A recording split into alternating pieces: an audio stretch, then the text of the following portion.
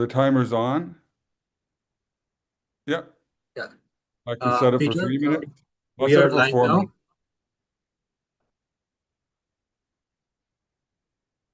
And independent journalists and democracy. And I have it's about independent journalism and democracy advocate. I track new, no, that's not the one.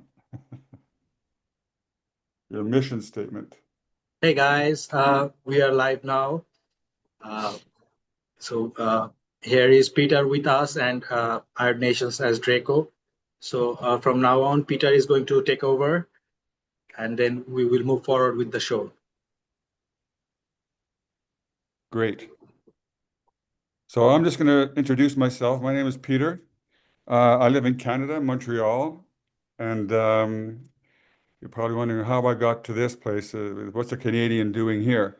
But I was really curious um, about how this project works or this movement works, and I was just going through the internet and finding what I could do as an individual.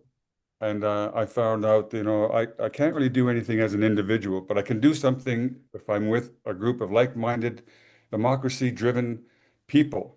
And I came across this website and the IOD Nations. I started talking to Joel and Rakesh, Draco, Karma. That's the people I know now. And the concept is incredible. I'm sure a lot of you have read up on it and share the same enthusiasm. So that being said, I'm not going to go talk too much. Is there anybody new to the website or to the stream? No, not yet. Okay. So my Let's play a video for our audience and gradually increase the audience. Then we will uh, start the live feed. okay.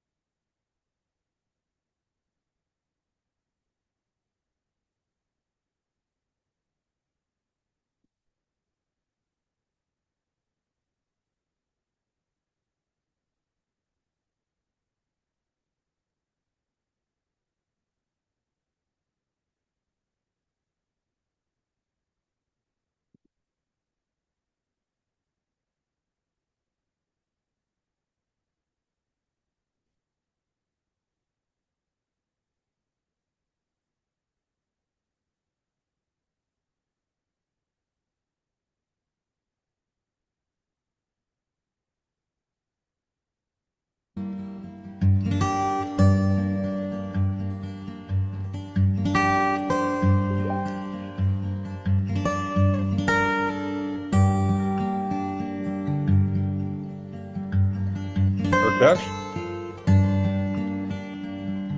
Yeah. What if Peter. Yeah. the world's Are next we going to great start with this when 2 o'clock? Yeah.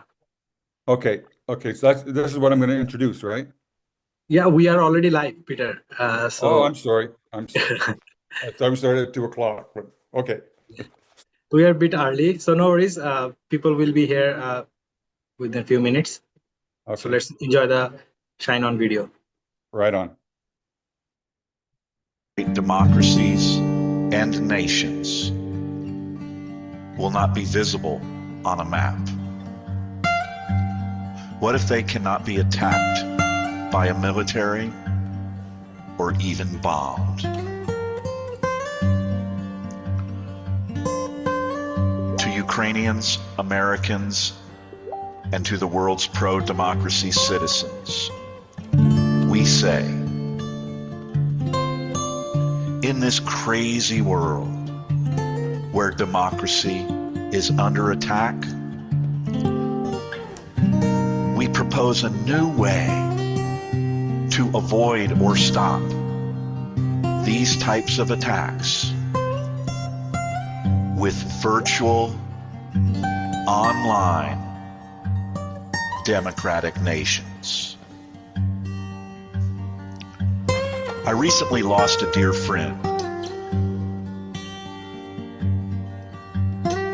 as I watched in horror at Americans hiding pedophiles from justice, stealing my voting rights, and attempting to hide the dangerous history of slavery in our nation, my friend kept saying that democracy always dies and that I should stop caring. As I watched my hero in Ukraine and Ukraine's soldiers and their brave citizens murdered and bombed because they choose to fight for freedom and democracy, he tried to tell me that this failure of democracy is inevitable. And I shouldn't care or fight back. I should just accept it. I argued that with that attitude and his actions, he was directly contributing to our American democracy dying. What the fuck happened?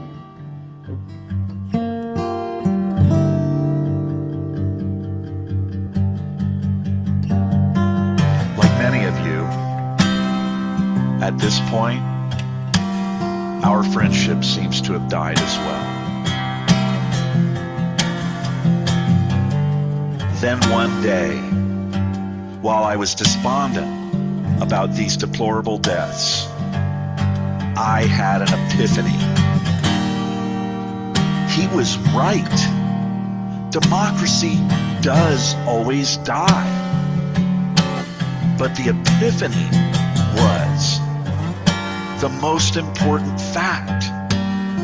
Throughout history, whenever freedom and democracy die, some crazy diamonds come along and they give birth to new freedoms and democracies.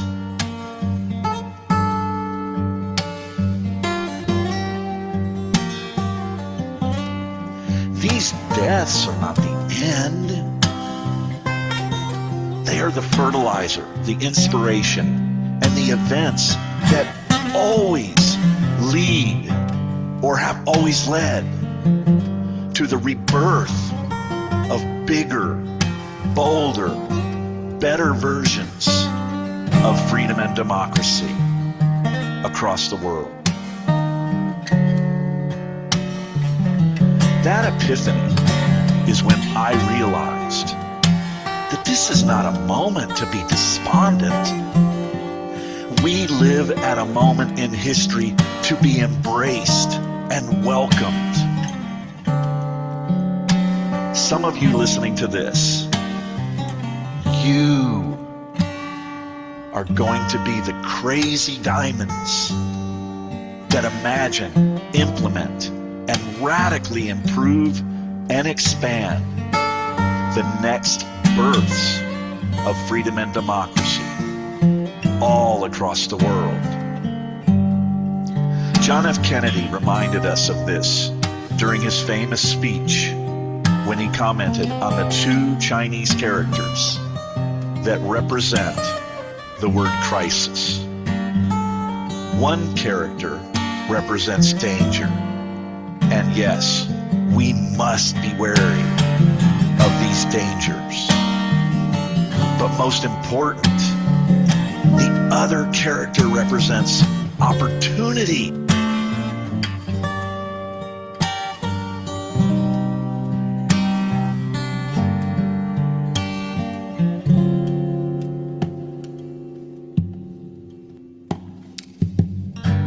Remember when you were young,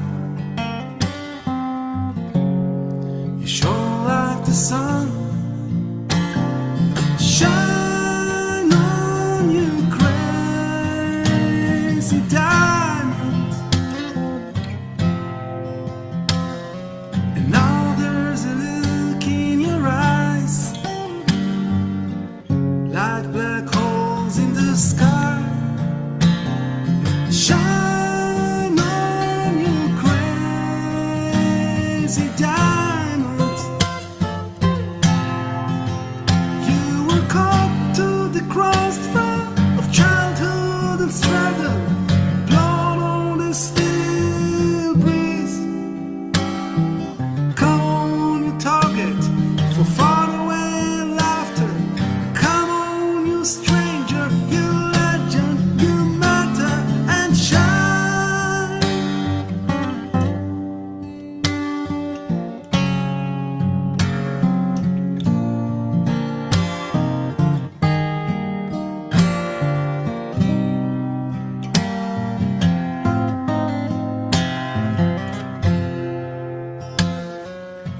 reach for the secrets too soon.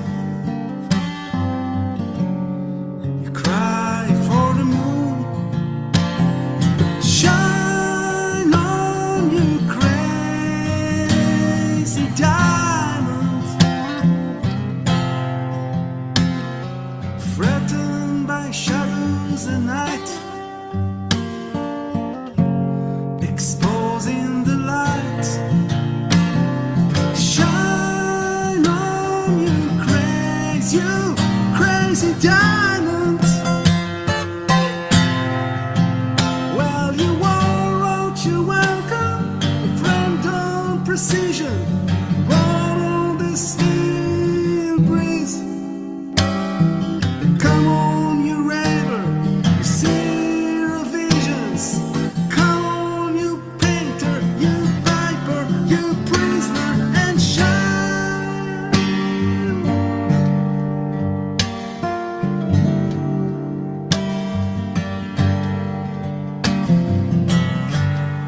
Nobody knows where you are, how near or how far. Hey, everybody, how are you? I'm good. How are you, Joe? Andrew, just after Donald Trump's tariff policy went into effect, Good. he admitted that his economic Draco, plan you need to mute Let's- yourself. recession privately, but what he really wanted to do was avoid a depression. Talk about how the Great Depression. Okay. All right. We are going to have a great show today, everybody. I'm Joel, founder of IOD Nations, International Online Democratic Nations, promoting the ideas of citizen-led democracy, that any group, any existing land and borders nation citizens can unite online and form their own nation democratically. And we're going to be, we hope we're going to be a big part of making that happen. And rest assured that any stumbles in this journey are going to be opportunities. Let's put it that way. Just like the stumble of us learning how to use our 3-minute timer and when to use it. Right, Peter?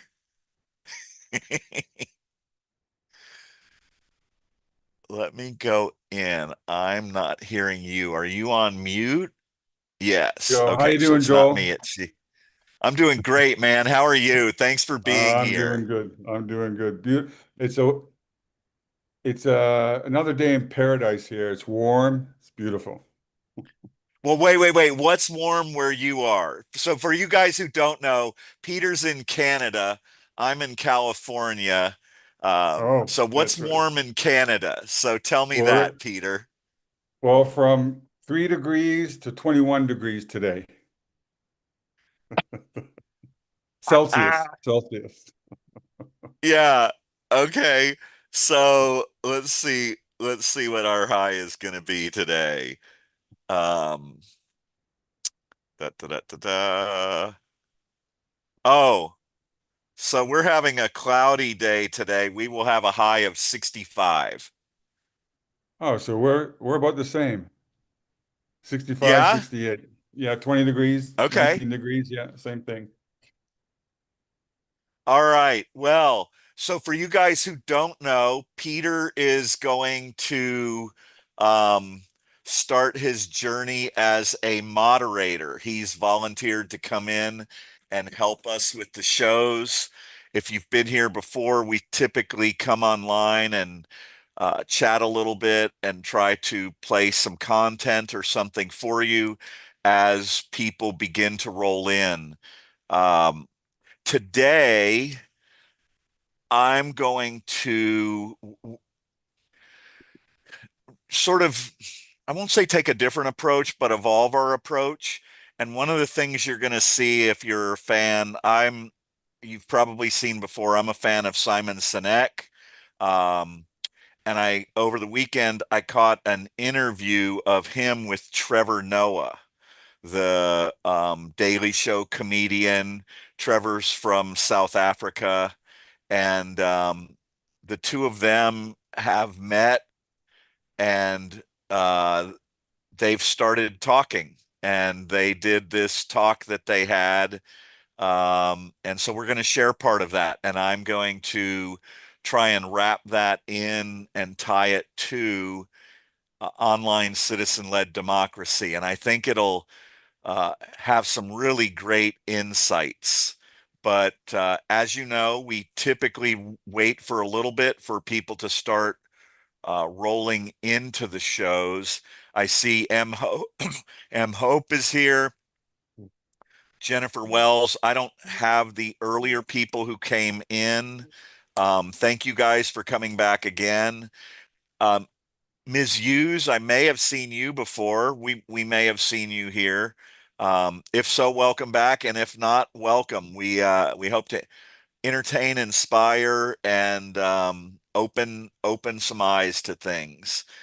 If you look up on the screen, you'll see me there in the logo. I'm Joel. How do I get that to show my image? Does that show self view? Will that do it? Da, da, da, da, da. So you are on the screen. Oh, okay. I'm looking in the Substack, maybe. Okay, so I'm showing on the screen. We're good. Mhm. Okay. Yeah. Hey, Jeanette, Lucy, Carol, welcome to the show. We'll give you a little bit of an introduction, Heidi. In a few minutes, we're going to let a few more people roll in. Up on your screen, depending on which feed you're in, you will see Draco is our agent of peace, AOP. Rakesh is Mr. Everything. So he is doing all kinds of amazing stuff for us. Carol, when you say it's not shrinking, what are you referring to? Hey, Debbie. Hey, Elaine. Hey, Carol. Thanks for being here. We'll keep talking, chatting as people roll in. Where do you And see let all me these see. people? So I'm seeing them in, oh, so Peter, in your chat, you just have Zoom open. Is that correct? Right. Oh, I Okay. see. So, Um, okay. so So Rakesh, we need to get Substack and show Peter how to overlay those on his screen so I can actually see both feeds, Peter, where I think you're only seeing the live feed in the chat for Zoom. I Yeah, don't most think of the we worked people. that out with you. Yeah, I think Peter need to use two different devices. Uh, Peter can watch the Substack live from his phone and join the Zoom from his okay. laptop. Okay. What it does do, Peter, is it helps you see comments and see people as they're rolling in. Um, so Carol says it is not shrinking. I see two. Not sure what you're seeing two of, Carol, but um, we will we will try to get things working better for you. So we're up to 30 people right now. Again, I'll give the brief introduction. Um, my name is Two Feeds. Okay. Yeah, I'm watching Two Feeds, Carol. I watch it on both Zoom and um, Substack because we have people who come in and participate on both. I think generally uh, we get more new followers who come in on the Substack, and but I'm not convinced of that. Sometimes I don't understand how all of this is working. Hey, Viva. Hey, Miss Angela. Welcome. We are iodnations.org. That stands for International Online Democratic Nations.org. And we are promoting online citizen-led democracy in ways that you probably aren't familiar with. Uh, Last week, I checked 50 Substacks, and I could not find one Substack that was putting forth a meaningful, strategic, or tactical way that people could work together and accomplish objectives related to all the problems that are going on in the United States today and across the world. And so we have tactics and strategies and Gladiator for Democracy related to all the problems that are going on. Glad to have you here. We're hoping not to be too glad. I don't know if that's a word. Gladiator is our Peter, Joel. What's that? Peter is gladiator of democracy. Oh, no way. Yeah. Okay. Yes. Very cool, Peter. How damn cool is that? Man, am I glad you're here. You Oh, this is inspired going to me, be Joe. You guys inspired me. this is going to be so much fun. So Rakesh asked the question, guys. He asked, "Can you crowdsource our Constitution?" And actually, he and I, we had a brief meeting before the show today. Did you know that in Ireland, they had a crisis in their country to some extent, and they crowdsourced their Constitution. They used the internet. They got a large group of people, of citizens together. They asked those citizens to collaborate, okay? And from Rakesh, how many were in that initial group? 950. From And what 950, did they they do? choose 25 people. Okay, so the government, in essence, or in conjunction with the citizens of Ireland, they did over 900 people. From those 900 people, um, um, condensed it, and they chose 25 people, and those citizens of Ireland created options or versions of a constitution, and the citizens and the government decided what their new constitution for Ireland was going to be. And so this is exactly what we're talking about. For instance, when we talk about an international, online, democratic women's nation, or youth nation, or LGBTQ plus nation, or art nation, or veterans nation, each of these unifying collaborations online that we refer to as nations, they get to write their own constitution. They get to review the Constitution of Norway and the United States of America and Canada, right? And they get to create their own damn constitution. So think about that. There's going to be a day in the future where millions or over 1 billion women will be united online democratically. They will become a world power, okay? They're going to create their own constitution. Right now, we have some women who joined up and have been working with IOD Nations from close to the beginning. And ultimately, that is going to be what happens. And women will end up being a world power as women. How freaking amazing is that? And that's the journey we're on. And we're here to make it happen as quick as we can. So we're glad to have you. We're up to 41 people. If you haven't been here before, the concept of online citizen-led democracy requires some description and some explanation, and that's why you find yourself with this old guy here talking to you, sometimes talking for too long.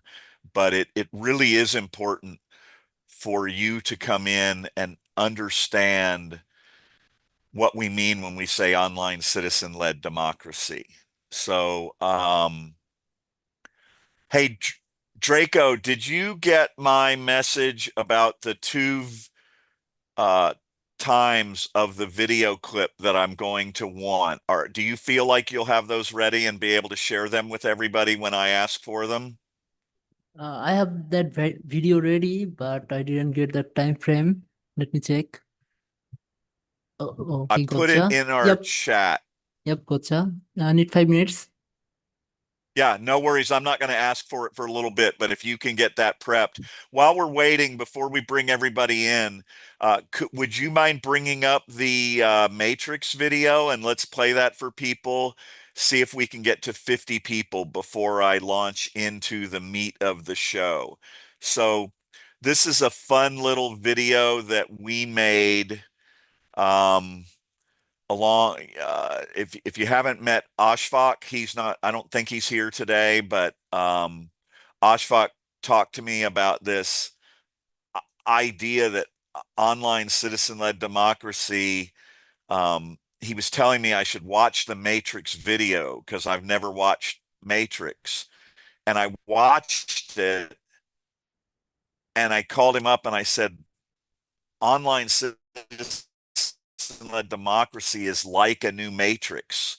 It's like a whole new way that we get to collaborate. And so Draco's going to share that video with you in just a moment. Hey, Mullet. Hey, Lying Poet. Hang on, guys, it's coming. Patricia.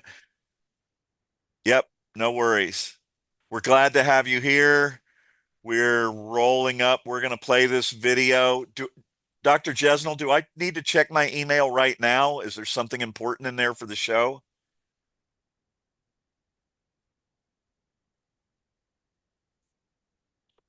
Just let me know.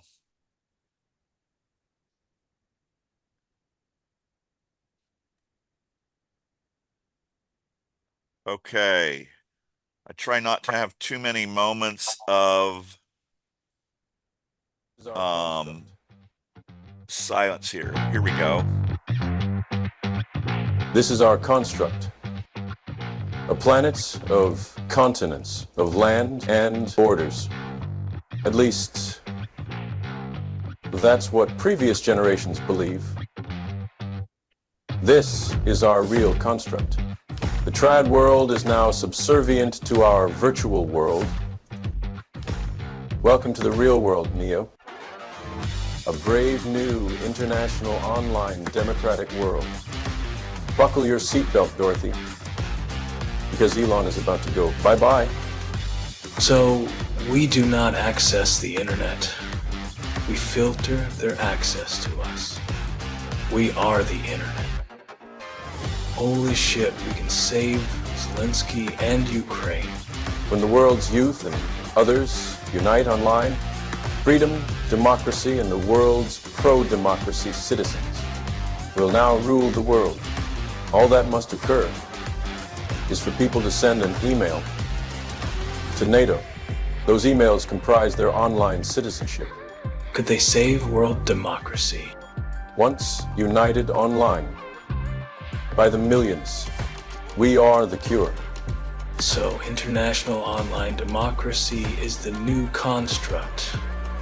If they build it, I will come.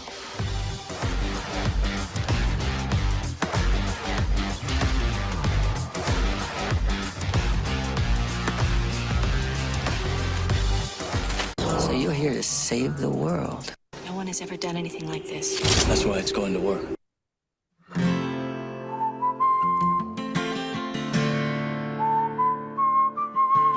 Okay, guys, let us roll in and we will get this show started. So, for those of you who are here today, we're actually in this show. I'm going to take a couple of clips from a podcast with Simon Sinek and Trevor Noah. And what they're talking about is this unique discussion, really deep discussion about community, society, and friendship. And it will, it might seem a little bit off topic uh, as you're listening to it. I love these types of discussions. I love listening to really smart, thoughtful people um, just explain stuff that matters to them. And both of them, these are men who are committed to trying to help the world work better together. So Simon Sinek he said when he goes on shows, he's next to his name, um, he defines himself as an optimist. But when you get to know him and you listen to him, optimism is not some shiny coin that is out there. Optimism is this idea that things will always work out, okay? That we have the ability to go in and approach things from a positive standpoint, not necessarily knowing what the outcome is going to be, but optimistic that if we continue to try to do better, if we continue to work on these things, if we don't give up on these things, that things are going to get better. And so if you're here in this live chat today, that's what we're going to ultimately convince a lot of you of, right? We're going to convince you that this journey of online citizen-led democracy that we're working on here, we're going to show you how it's happening in other places in the world. We're going to show you how we view it a bit differently and how we think it can be approached differently. And we're going to ask you to come in and talk with us about it because our live chat, we don't require you to pay to participate. We don't require you to pay to come in and talk with us. And it's not because we don't need funding. It's because it's way more important that we bring people in and we give you a place, not just where you can be optimistic and believe, but you can actually work towards it in some really easy ways and be a part of that optimism. So in these notes from another video I watched of Simon Sinek, he said, belief is strategic. We get to rewrite every story, right, that we are living. We get to actually rewrite that. Jackie, who has been in before and been a part of these shows, has talked about that, and Xochitl. So the question becomes, what do you believe? And how do we write that story? And so we're going to lay some things out today about online citizen-led democracy, and we're going to ask you to be optimistic and to believe that you can be a part of that, and to understand that even if we hit hiccups along the way, failure is not final, right? Failure is an opportunity to get better. So we're asking you to choose optimism as a tactic and as a strategy. Okay. And Peter is choosing to position himself as a gladiator for democracy from Canada. And he came in and volunteered his time, and we have You can see other people up there behind the scenes, and that's what we're doing. So, Carol is saying she can't see anything and I'm not moving. Might be in the Substack feed, Carol. If that's the case, I don't know if it's buffering there. We will try to catch that. Rakesh, do you think that's what's happening for Carol? Is it I because think she's watching? Carol's screen got stuck. She need to reload the Okay. screen. Okay. All right. So let's go in, Draco. We are going to start with today. I would like you to play the original clip of Simon Sinek when he does the law of diffusion of innovation on his white paper presentation. As you watch this, it's a very short clip. This is from Simon Sinek. He's an optimist, and he works. He gave what is now, I believe, the third most popular TED Talk, and we're going to present this again, and we present it on a routine basis to understand the psychology of human change. So, to understand where you might fit into that psychology when you watch what we're talking about related to online citizen led democracy. So, we're not just talking about the emotional part, we're not just talking about the tactics and the strategies, we're talking about the science of it.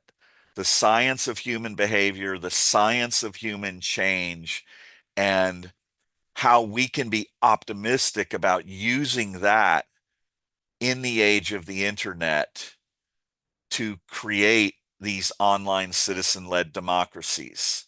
So, Draco, if you have that ready and could pull that one up, that would be awesome. It looks like he's doing that.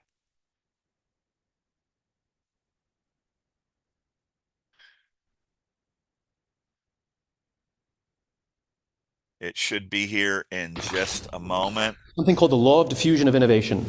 And if you don't know the law, you definitely know the terminology. The first 2.5% of our population are our innovators. The next 13.5% of our population are our early adopters. The next 34% are your early majority, your late majority, and your laggards. The only reason these people buy touch-tone phones is because you can't buy rotary phones anymore. We all sit at various places at various times on the scale, but what the law of diffusion of innovation tells us is that if you want mass market success or mass market acceptance of an idea, you cannot have it until you achieve this tipping point between 15 and 18% market penetration, and then the system tips. And I love asking businesses, what's your conversion on new business? And they love to tell you, oh, it's about 10%, proudly. Well, you can trip over 10% of the customers. We all have about 10% who just get it. That's how we describe them, right? That's like that gut feeling, oh, they just get it. The problem is, how do you find the ones that just get it before you're doing business with them versus the ones who don't get it? So it's this here, this little gap, that you have to close, as Geoffrey Moore calls it, crossing the chasm.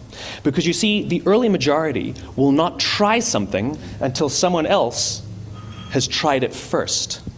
And these guys, the innovators and the early adopters, they're comfortable making those gut decisions. They're more comfortable making those intuitive decisions that are driven by what they believe about the world.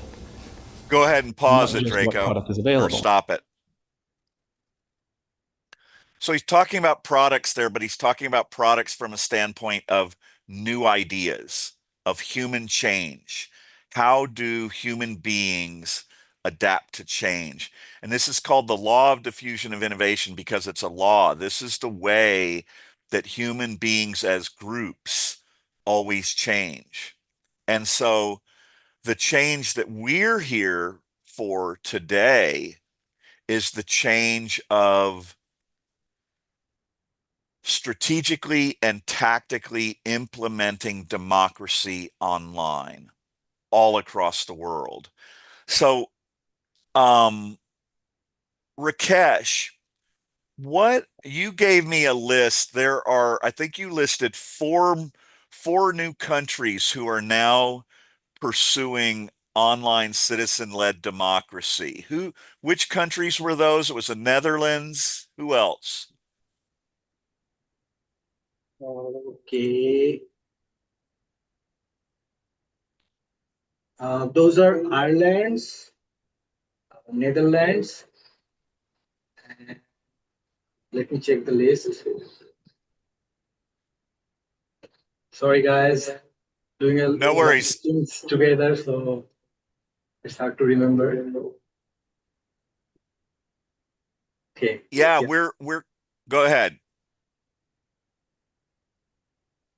So we're dealing with stuff that is happening across the world right now. Okay. If you look at that video from Simon Sinek and they talk about the inventors or the innovators who establish new ideas, okay, this is where we are in the world right now. So in 2014, the citizens of Taiwan revolted, and it was called the Sunflower Movement. And they developed a whole system of online citizen-led democracy that is directly integrated with their government now and has been for 11 years as it's evolved.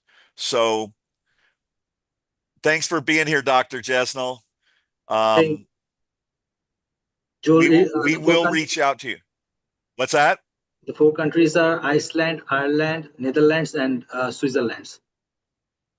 Okay, Iceland, Ireland, Netherlands, and Switzerland are now in the process of um, establishing a form of having their citizens online integrating with their government.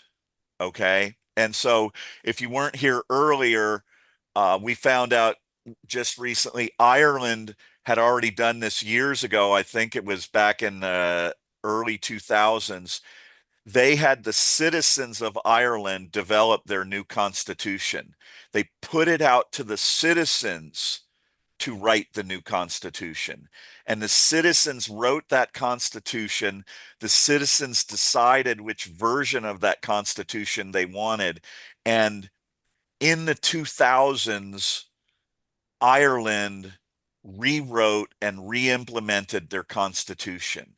And that's what we're talking about here. By uniting online as citizens, every aspect of world democracy can be rewritten and it can be redefined. And the only limiting factor is how many people you have collaborating together online.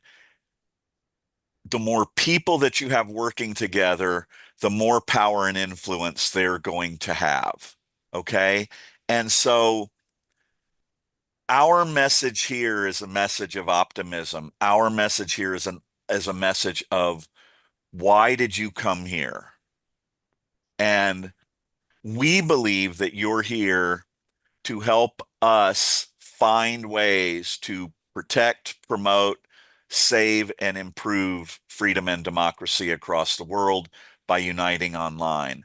So, Draco, whenever you get a chance, can you pull up that interview? We're going to start at 31 minutes. This is an interview. I might ask Draco to pause it a couple of times, or it's a podcast. I might ask him to pause it a couple times to explain to you how I relate this to online citizen-led democracy.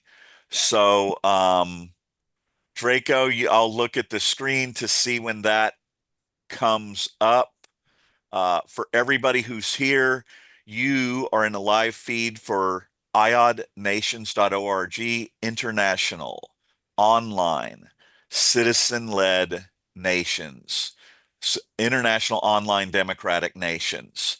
And we're talking about the strategies and tactics to unite online, and then what can happen when that happens, and how you can participate today in being a part of making that happen. Um, So Draco's working on that. Eric, I see you up there on the screen. We'll throw this at you for a minute. Oh, here we go. I'm going to beg off on that. Draco's got the video up. We're going to go there first. And Eric, we will come back. If you wouldn't mind, if you could mute your mic.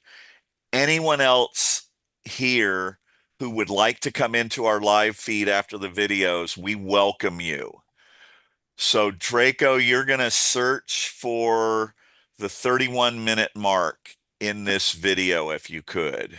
In the cases, there's some sort of hardship that, in all of your plane crash example, Soweto example, so it's like as hardship is relieved, and choice is a relief of hardship, then for some reason, our ability to cooperate and put up with each other seems to go down.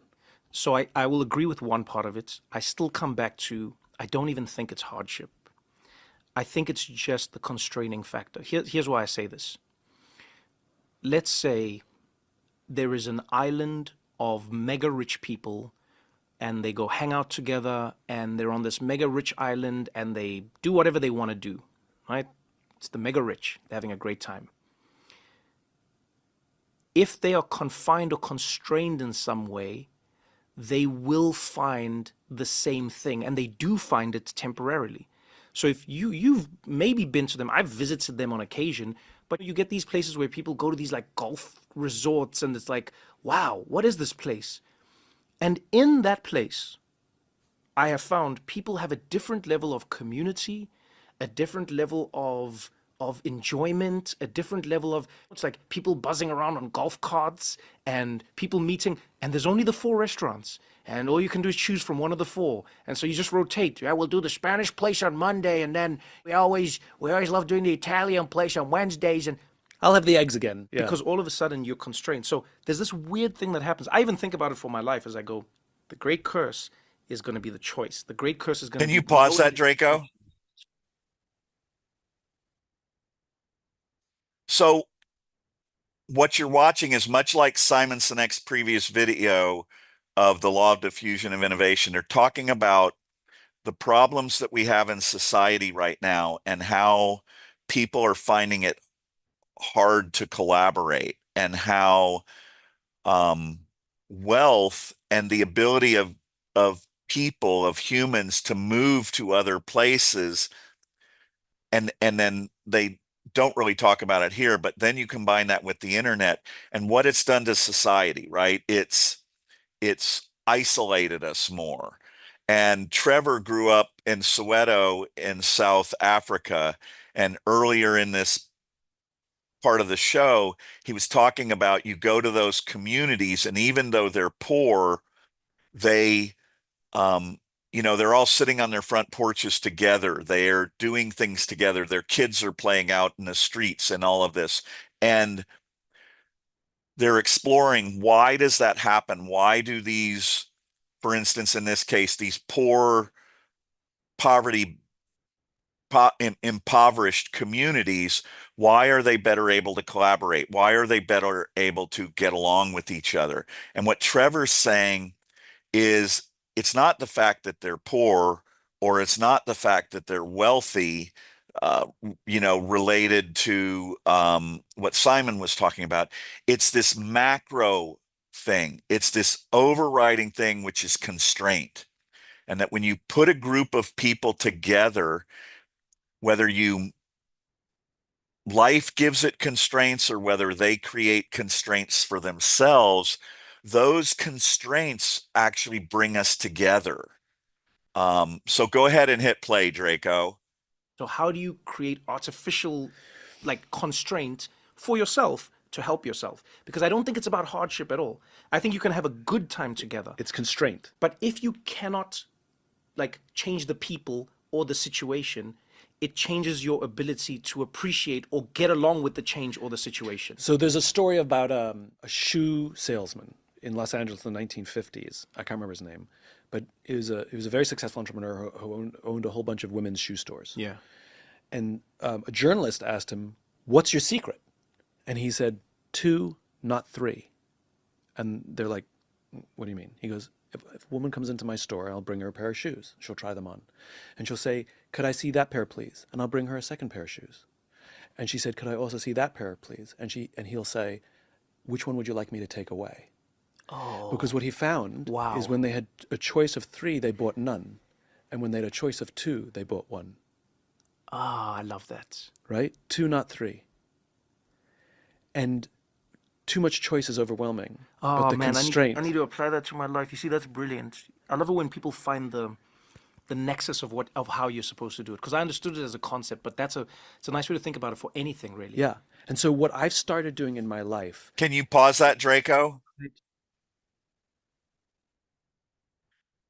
So at IOD Nations, what I realized this weekend is we may have too many options when we talk about what international online democratic nations can be.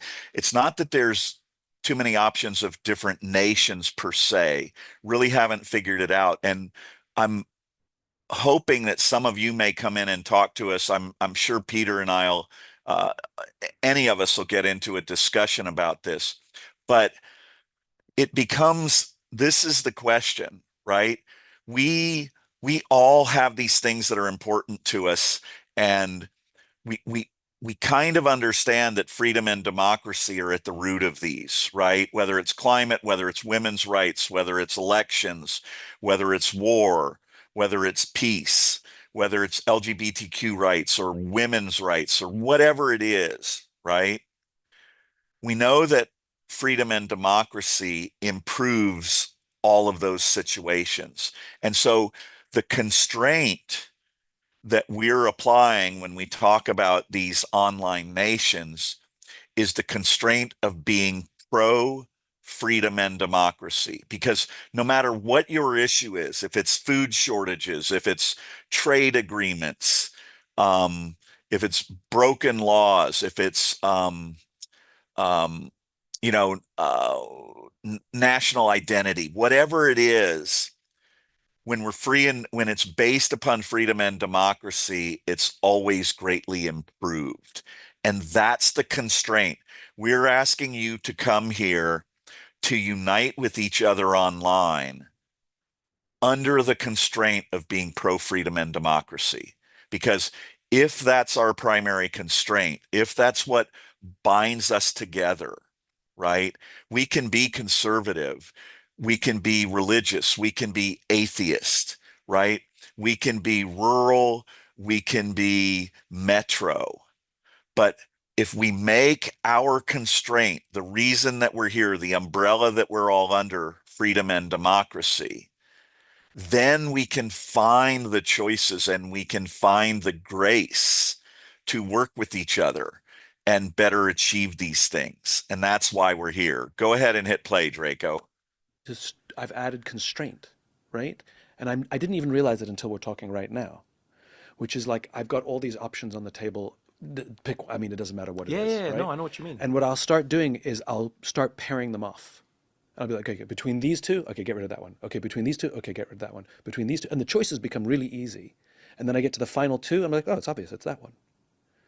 Whereas I'm looking at 6 or 5 or 4 or 3, and I'm like, but this one gives me this, and that one and I'm playing them off and doing sort of, That's pros really and cons. Yeah, I love that. But it's the trick of the flipping the coin. Yeah.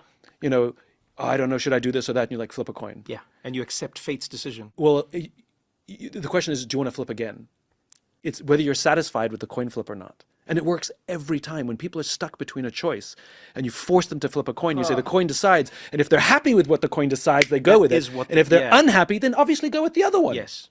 Because I think we are so terrified of making the wrong choice. And rightly so, by the way. Mm-hmm. If you're living your life well, you don't want to make the wrong choice. No. That's why, when you book something, you go sort by price.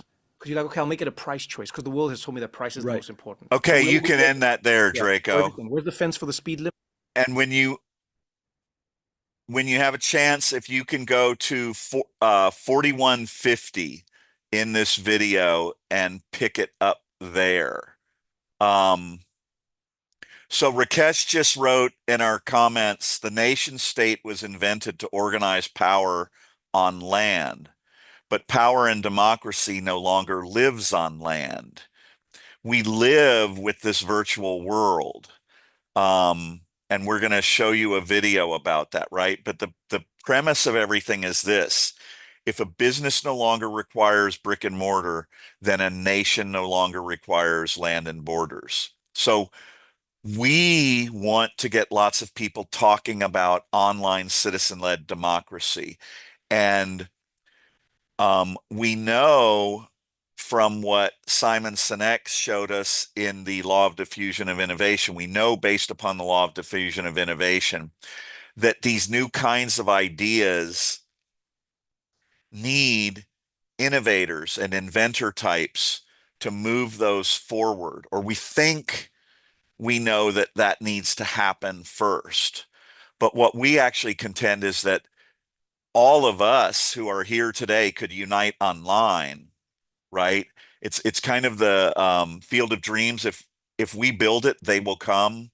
If we all unite online, if we get enough people to unite online, there are innovators and inventors and powerful, influential people who are going to want to come work with us because we will have done what they want to do, which is to build a group of people collaborating with a unified goal of promoting freedom and democracy across the world.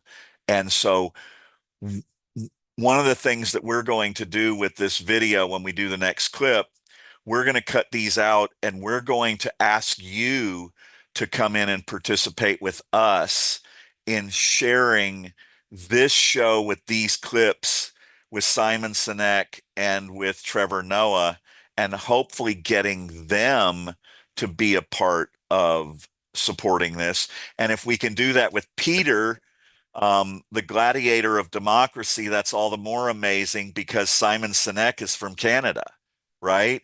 And so we get to, pardon the pun, but we get to kill multiple birds with one stone because we're trying to encourage and invite the citizens of Canada to unite online as the online democratic Canadian nation, where the citizens of Canada unite online. And just as Ireland formed and created their own constitution, and just as the citizens of Taiwan have integrated with their government, we know the time is coming when the citizens of Canada and Greenland and the United States and Ukraine, these countries, citizens are all going to unite online, and they're going to turn and face out to the world and become world democratic powers that are citizen-led. Draco, I think that's ready to play. Go ahead and hit it if you could, please. And we People agree agree to on the the fence. fence, right? Yeah. Then what happens? Because of how power isn't equally shared, because of how some people are able to manipulate, all of a sudden, somebody's jumping over the fence or doing, and you're like, hey. And the person's like, yeah, well, look how big I am. Yeah. I'm a corporation. Can you pause that, Draco? So what they're talking about here is, if you remember, there was a CEO for a major healthcare company who was assassinated. He was murdered by a young man. And what they're talking about here is how does society, how does law and order, how do we deal with all of this chaos and crazy stuff that's happening? How do we deal with these things? And we're doing this because if we're going to unite online, we've got to be capable of dealing with these kinds of issues together. And we have to understand the psychology of it, what causes people to do crazy stuff, and how we look at that. So everything that you're listening to is this discussion of how to look at the murder of this CEO from a healthcare company. Go ahead, Draco. We agreed on the fence. And they're like, yeah, well, I didn't break the fence. I just climb over it. And you're like, I mean, yeah, but we the whole point of the fence is that you're not supposed to get over it. And they're like, no, the law says I'm not allowed to break the fence, but I can climb over the fence. And then what happens to the people? If they can't do anything within the fence, they then go, okay, look, you get over the fence. I can't get over the fence. Yeah. The fence And then is the one law. person, this kid, allegedly goes, Yeah. actually, you know what? I'm just going to break the fence. Yeah. And so then people go, actually, in a weird way, and this is what's so complicated for people to understand, especially people if they're in like power or whatever, because of how close it is to them, they panic. We're going to live in a world where there's just chaos. And this, do you know why so many people agreed with it?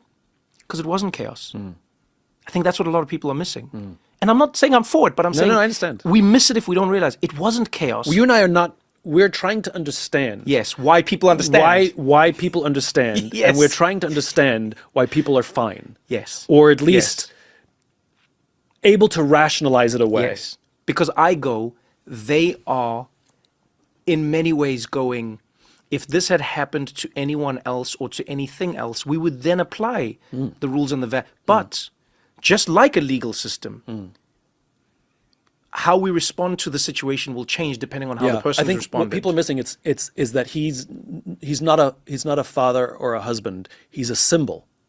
Yes, and an active participant, And more than just the symbol. But You're the CEO. People feel Yes. a moral rebalancing. Completely. Yeah, completely. And this is why I say in the same way, funny Like, enough. quote unquote, that seems fair. Which, do you know the concept of ethical fading? No. So ethical fading is a concept where we're able to rationalize unethical behavior. And there's a few things that contribute to ethical fading. We see this inside corporations, we see it inside governments, right? So one of the things that contributes to ethical fading is sort of peer pressure. Like, well, everyone's doing it. I mean, if I'm not going to do it, they're going to do it, and they're going to have the advantage, and I won't. So, right? The other one is that's what my boss wants. It's what I need to. It's what I need to do. The other one is the sort of self-talk, that rationalizing, like, I got to put food on the table. I have no choice, right? And then there's the slippery slope. Well, he did it, and nothing happened to him, so why can I do it? And when cultures with weak leaders allow ethical fading to happen, what you do is you get Wells Fargo with people opening up fake bank accounts to hit their numbers. Yeah. They all know it's wrong. What you do is you get pharmaceutical companies who have patents on essential drugs raising the prices 500%, 1,000%, 1,500%. What you get is insurance companies saying, we'll pay for your anesthetic up to 1 hour of surgery. Anything more than 1 hour, it's on you. Like, knowing that most surgeries are not going to be that hour. like they pull numbers out of their ass, and everybody knows it's wrong. It's unethical. But in weakly led companies, good people, because we say things like, how can they sleep at night? They sleep fine, right? Like, good people are able to rationalize away unethical behavior. I think if we're really honest with ourselves and we peel away sort of the onion from a lot of companies, and I think it's particularly egregious in public companies, ethical fading runs rampant in America today. And I think what we're starting to see is a responding to that in the rise of populism and the rationalizing of abhorrent behavior, because we're seeing a rebalancing of, you did something so unethical to us, 1 point on this side of the team. Can you pause 1 that, point- Draco? So one of both the ethics and the strategies and tactics of freedom and democracy is that it needs to be a part of our lives, right? So I was raised in this generation, and pretty much I believe that I've failed freedom and democracy, right? I am one of the main contributing factors to why we are where we are in the world today, because I thought that the only thing I needed to do was go vote. And then my ethical fading happened, okay?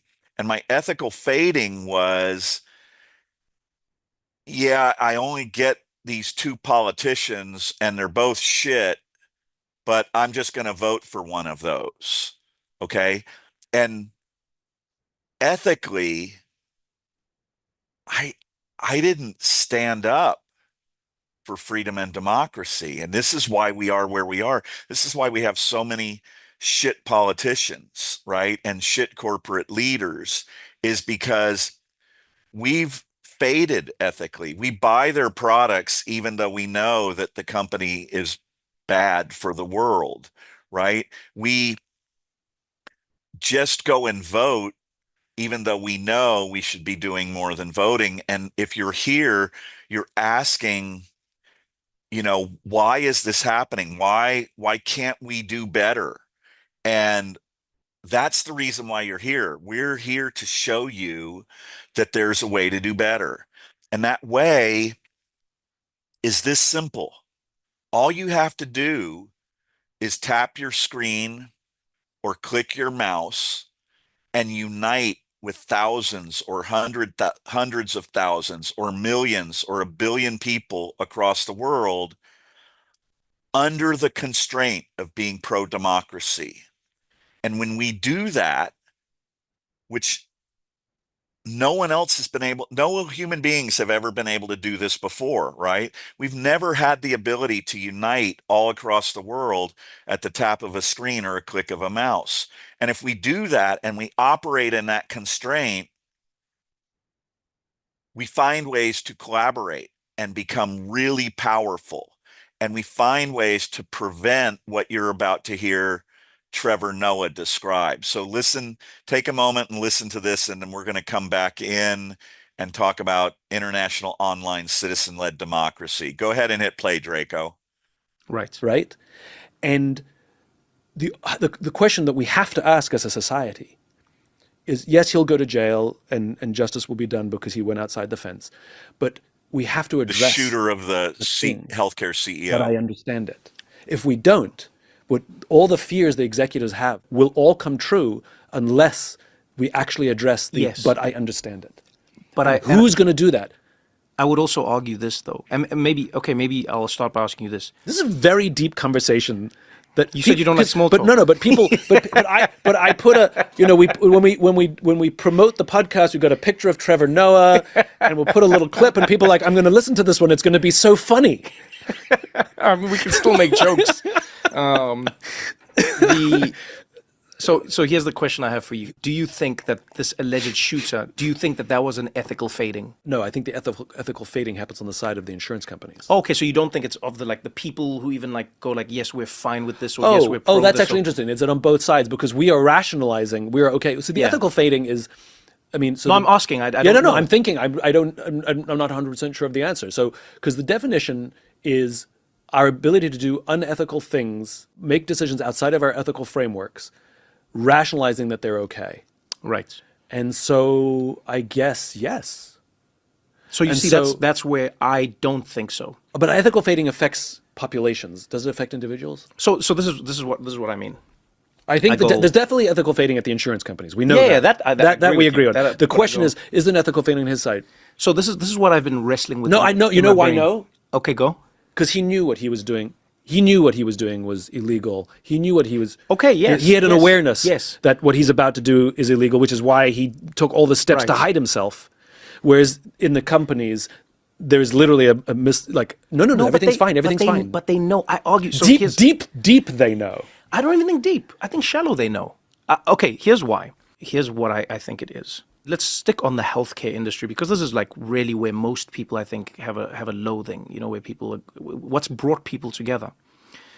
Let's take a step back from this story that was in the news. Let's look at the opioid crisis, where millions of Americans died, lost family. We always forget the secondary effects, right? We always think of the earthquake, we forget about the aftershock. Think of everybody who lost a family member. We know what that does to a family. A breadwinner disappears. What does that do to the kids? What happens when a community has breadwinners that disappear, right? And then we look at the people who benefited the most from it and what happened to them. Arguably nothing. Oh, they lost a little bit of money. Not all their money, by the way. Not all their money. A little bit of their money. I always found it particularly interesting that El Chapo would be arrested and the US government would take all of the money that they could, all of it, and go it's ill-gotten money. They wouldn't go well, El Chapo, some of this you earned from interest and some of this you earned from other ventures that aren't actually drugs. And they just go no, we're taking all your money. But then for the Sackler family, they don't take all their money. They go I pay a fine. Do you know what I mean? Pay a fine. Why not all their money as well? Look at what they did, and look at how many people were affected. Not even jail.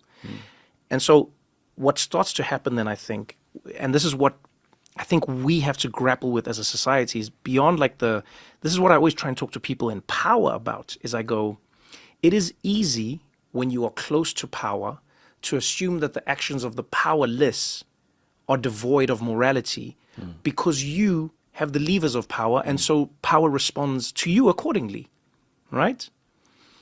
But when Go ahead and people stop live in a that, country Draco, if where you could. their healthcare gets denied.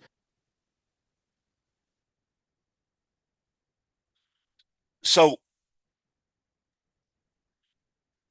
why are you here today? Okay. We hope that you're here because you recognize that you want to do something. So what we're going to do, we're going to have Rakesh is going to play our rules for engaging with each other. We're inviting anyone here who wants to participate in the conversation. You can ask to come in and talk. I'm going to have a conversation with maybe with the guys and with Peter. Peter is going to be the moderator for his first time, so let's all give him a break. But as we do this, you are visiting the IOD Nations live chat, International Online Democratic Nations, where we promote online citizen-led democracy. We're going to put a email in here that you can email us if you would like to continue to follow us, if you would like to volunteer on some of our social media and outreach campaigns, and especially if you would like to come in and help us, because we could make our content a lot better and I could get the time to put up a damn screen behind me and make this a lot more professional, and we can bring our videos that we're working together on up to you more quickly. But we're asking you to think about the fact that all across the world, but especially in the United States, we're experiencing ethical fading. Our ethics, our commitment, our involvement in our democracies have faded. An online, citizen-led democracy provides multitudes of ways that we can all come back in and work together and address that fading and do a better job. And you're just not going to believe this world that we can advance to. And I believe in that. I believe that every hiccup that we run into is a way to learn and to move forward better. And we're really happy to have you here. And we hope you'll come in and talk to us. Or if you don't, we hope you'll listen to these conversations, but because it will give you, first of all, someone besides me talking, but it'll give you some other people to listen to their views on it. So go ahead, Rakesh, shoot up our rules. And if you can hit hearts or whatever off to the side or support us, I guess that makes our live feed more viable due to the algorithms. Go for it.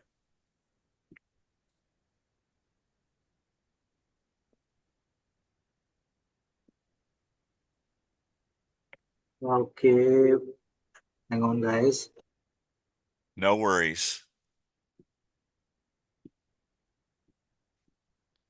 We are going to get to the point where we will have these all organized, ready to launch up front, and you'll get a lot less talking from me.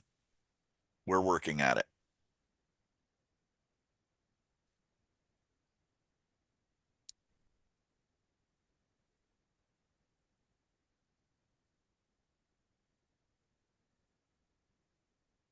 Welcome to IOD Nations Live.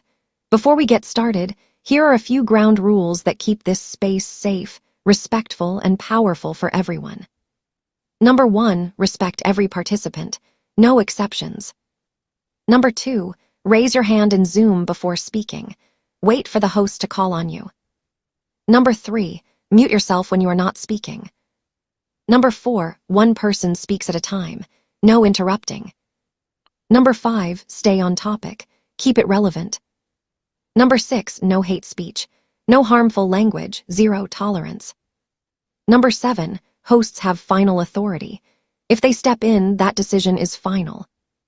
And number 8, come with good faith. We are all here for the same reason, to build citizen-led democracy together. These rules exist to protect every voice in this room. Respect them, and let's build something extraordinary together. Welcome to IOD Nations.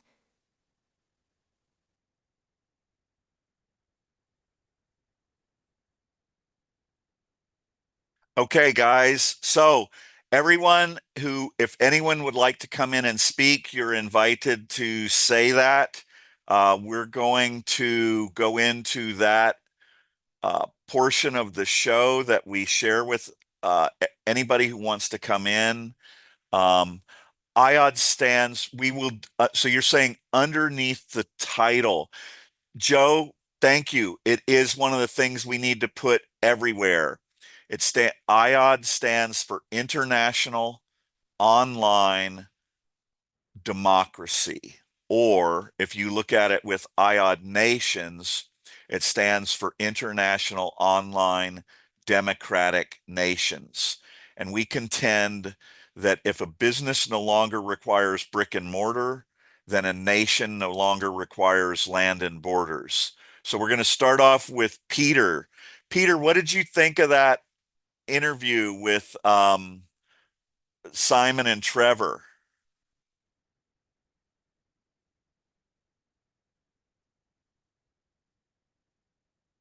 Can you hear me? Yeah, yeah. Thanks, Joel. Yeah, it was an interesting conversation. I think they're right on, and it's more about people than a bit looking at it as a business venture. It's more about us, and it's about time. I think people, and what I got from them is we're becoming more aware that we are important. We need to change how we look at our future, and it's going back to us. What do we want? What do we need for our societies? Not everybody, not everybody. We're all going to have different societies and cultures and all that, but we have to understand one thing, and that's respect. And if you're a democracy-minded person, then the rules of the road. And yeah, it was a very interesting piece. Yeah, when Trevor was talking about constraint, right? That from a human behavior standpoint, you have this constraint, and he was referencing it to this impoverished community, Soweto, that he grew up in South Africa, and how unified they were, right? And then when you get the two of them talking and you realize that this is what freedom and democracy allows, right? It allows us the self-determination. We can pick our restraints. And so what we're saying at IOD Nations is, come be a part of our community online as free and democratic citizens, okay? And we're choosing to make freedom and democracy the constraint. And if we get in and we make that our primary constraint, if we make that the thread that ties us together, how can we, once we're united online, how can we move forward? I just thought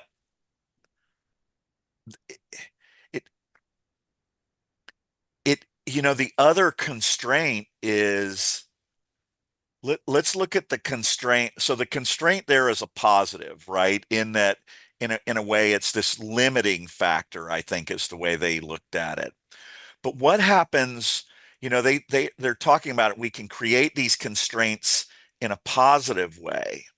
And so the positive constraint is being online together, right? Because ultimately we can unite there easily, but we don't have to stay there, right? I mean, can you imagine a year from now when there's a celebration for online citizen-led democracy, right?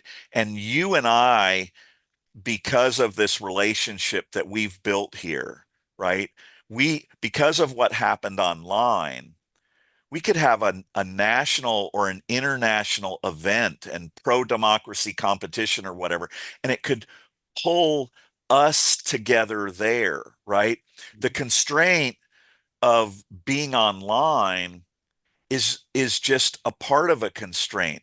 We can we can be constrained online together, and then in my town where I live, I can choose to meet up with other people who live and occupy this online democratic environment that we create, but we can also meet afterwards out, and we have this constraint then that brings us together in our communities, right? And we can reach out to people in our communities and talk about how working together with our government online, we can make it work better. It just like opened up all of these ideas in my mind that in ways that I hadn't thought about it.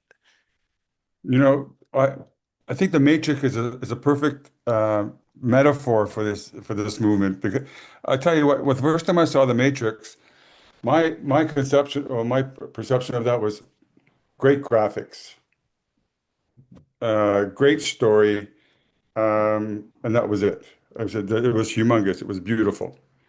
And then I watched it again because I wanted to understand, what was the message? What is this thing? And after I watched it maybe 50 times, I couldn't believe it. Opened my whole concept and saying, I, you have to look at things in a big way sometimes, and it's hard to do that.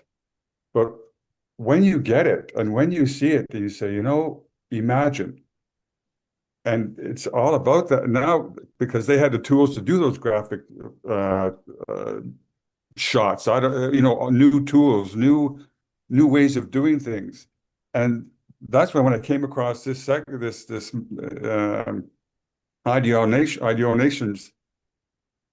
It seems to fit that category because you're thinking big, and the people in this group know how to use those tools to make it happen. And that's my backdrop. Imagine if 50 people get it first, and then those 50 people talk to 50 more people, and 25 get it, and those 25 talk to 10 people, and those 10 people get it, and then they spread it, and it spreads across. Well, like you But said, there's no but borders. here's the power of the internet, right? The power of the internet is we what we're trying to figure out is this. And the reason I'm going to cut part of your conversation here, or Draco's going to cut it, or Rakesh will cut it, and cut those parts of the video with Simon Sinek and with Trevor Noah, and we're going to send it to them in emails, and we're going to reach out to them. But where you're talking about these people, like 50 people and then 25 people or whatever, and this gradual growing and all of this stuff.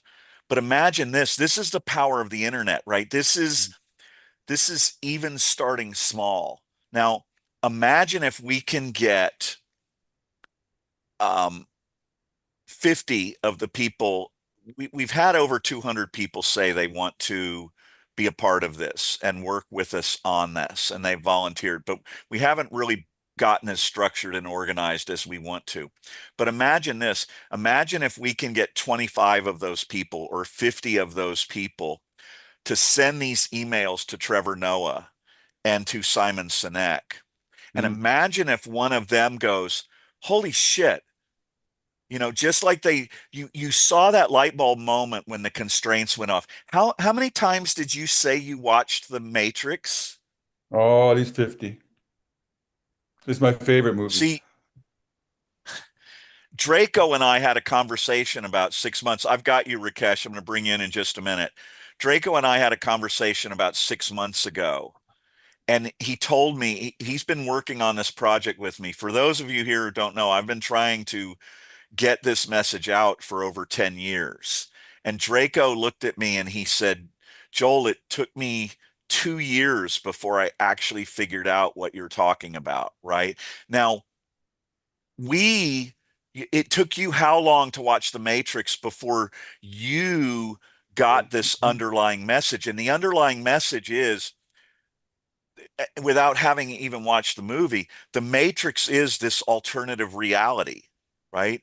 And we get to create our own alternative reality, right? We get to rewrite our Constitution. We get to rewrite how we vote. What are your thoughts, Rakesh? Thanks, Joel. I just want to welcome our new participant, Bob the Free Radical. So, hey, Bob, how did you find us, and what do you know about IOD Nations? And tell us about yourself. Not very much about your mission, but I on my feed on Substack, I get the message that you are live. So I says, okay, I will look in and see what is to be seen here. Okay, well, welcome. And any thoughts? Did any of it strike you as unusual or different from what you see in other Substacks? Yeah, actually,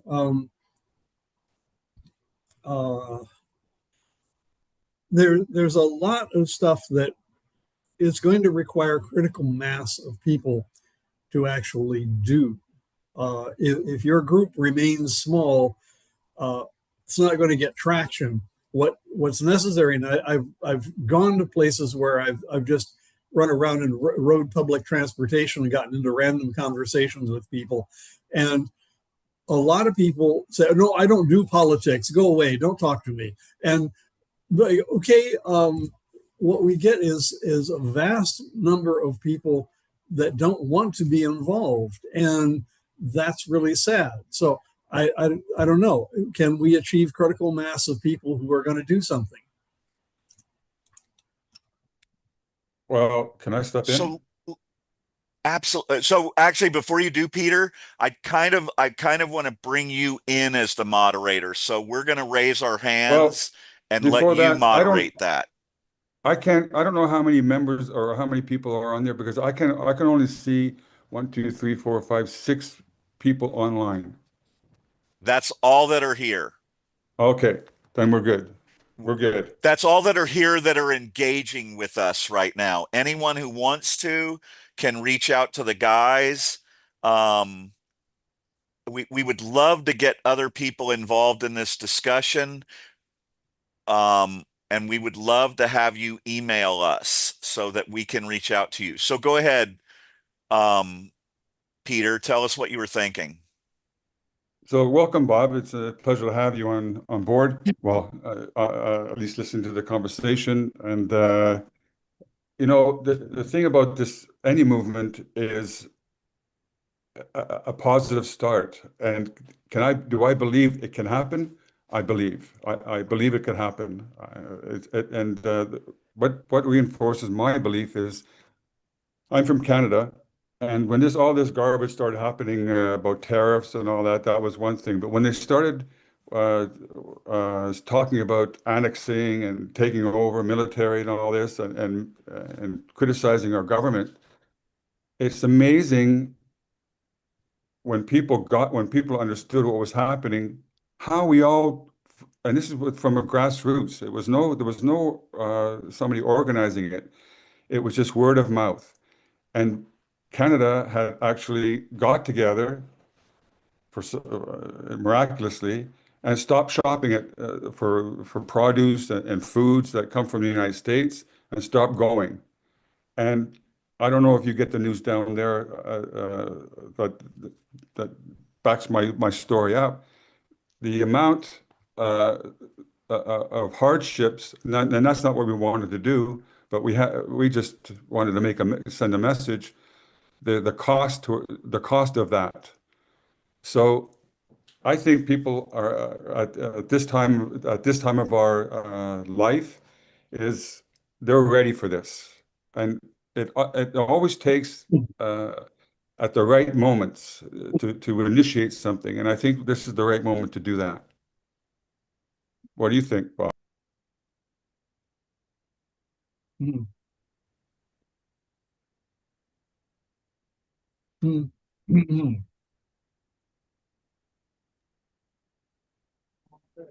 Can't Uh, hear you if you're talking, Bob, but I've got some thoughts. If Mhm. there's somebody, I heard somebody say something, but it was really muffled. Joe, yeah. you can go ahead. Maybe Bob has some issue with his Okay, microphone. so couple of things to address this. If any of you, uh, does anyone here remember? I come from the era when I grew up. We had these shoes that were called hush puppies, and they were kind of they came up a little bit higher on your ankle, and they were made of leather, and they had these gummy soles on them.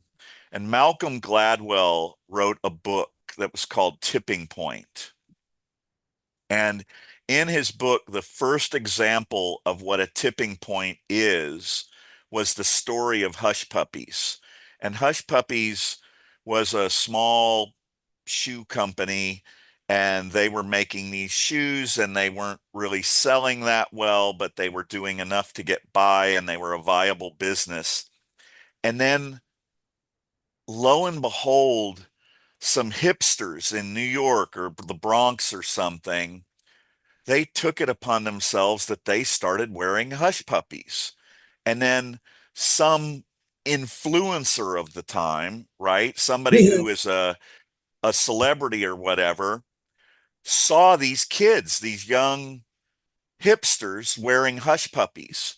And this influencer put on hush puppies and was doing an interview, and somebody asked about their shoes, and they said, well, I saw these hipsters wearing them and I like them, and now I wear them. And in a year, they went from selling, I don't know what the number is. They went from selling like 5 to 10,000 pairs of shoes a year. The next year they sold 400,000, and the next year they sold over 1 million or a couple of million. And the point of the book, the point of what Malcolm Gladwell was talking about, was that all change reaches this tipping point. And that's what Simon Sinek is talking about when he, in the law of diffusion of innovation, and he talks about crossing the chasm, right? Everything goes along and it moves along at whatever this pace is, okay? But things reach tipping points. And we're all here because we've reached a tipping point with what's happening to freedom and democracy in the world.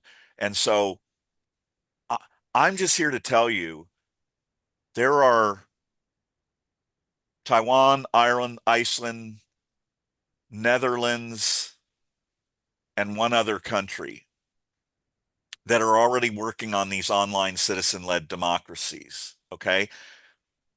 You've got these groups of citizens in Canada who united organically. They are already united online. We are all here. We are already all united online. The online environment, the matrix, already exists. We live in the online matrix of citizens being united online.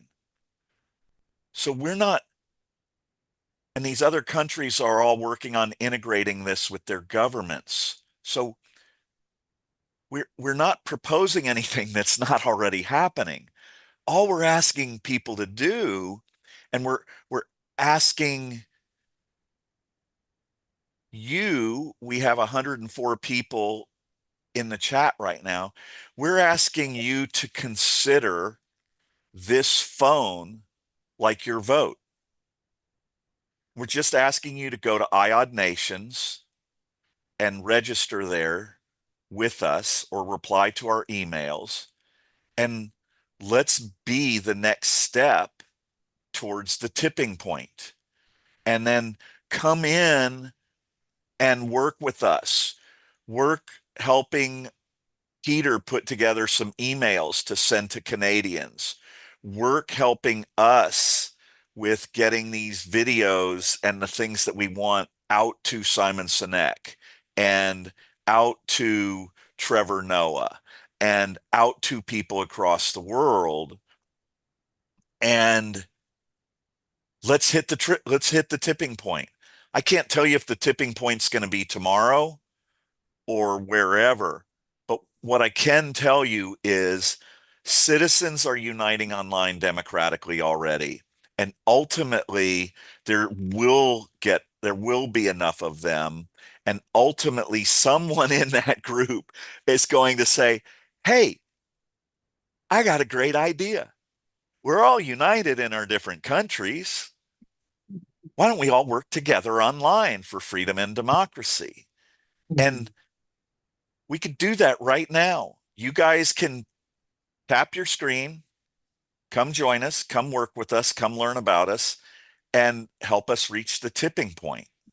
Help us collaborate in this new matrix where we all get to work together that easily. And don't get me wrong, it's going to be hard and it's going to be challenging, and we've got to attract these innovators and these leaders to come in and help make this happen.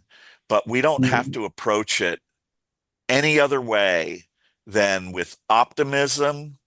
And I'm going to choose to use this phone and sending some emails and participating in some social media campaigns of outreach. That's my new way of voting in this new matrix of freedom and democracy. So, any thoughts, Peter? I Rakesh, don't know. Draco, brother, Bob the Radical? Hey, Go ahead, Bob.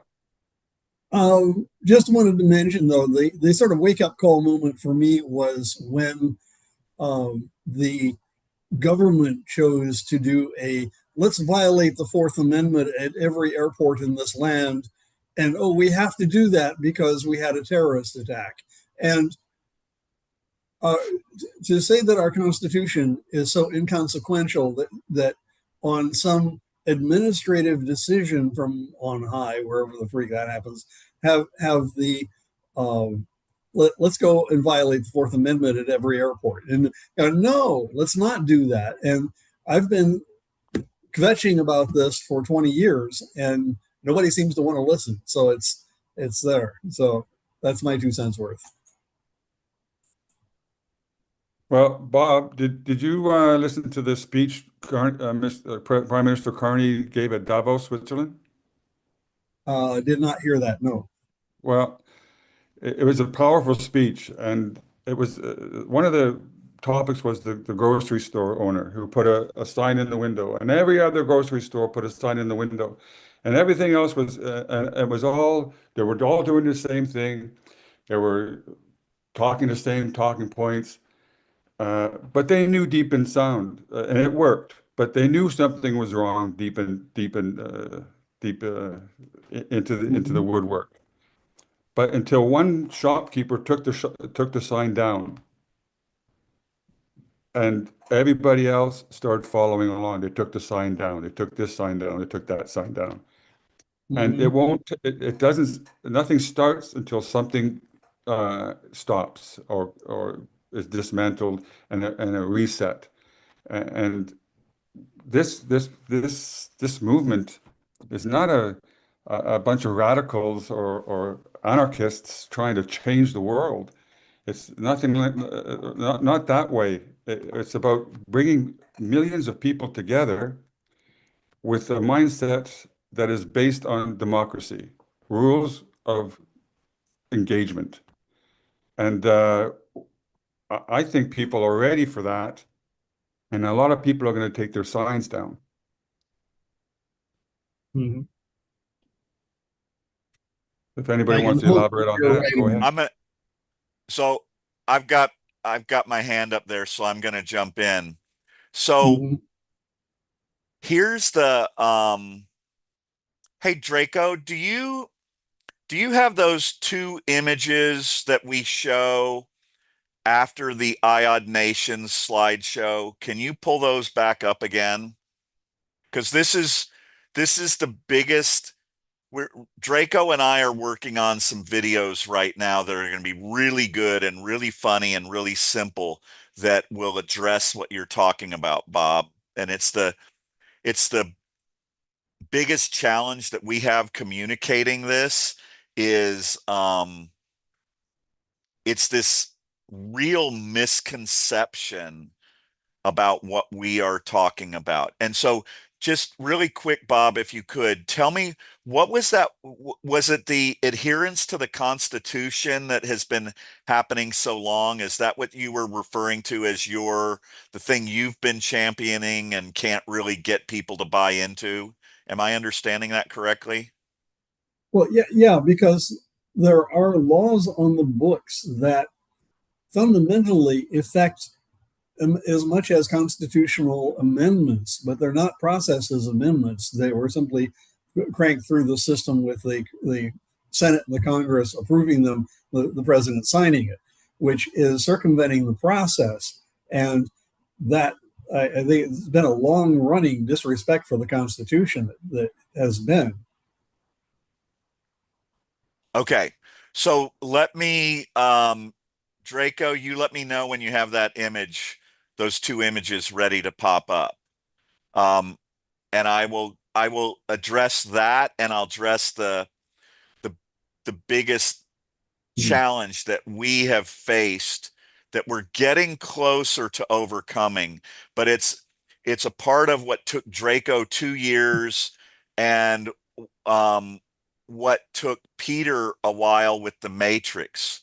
So if you can see the screen right now, we use these as samples of different groups of people.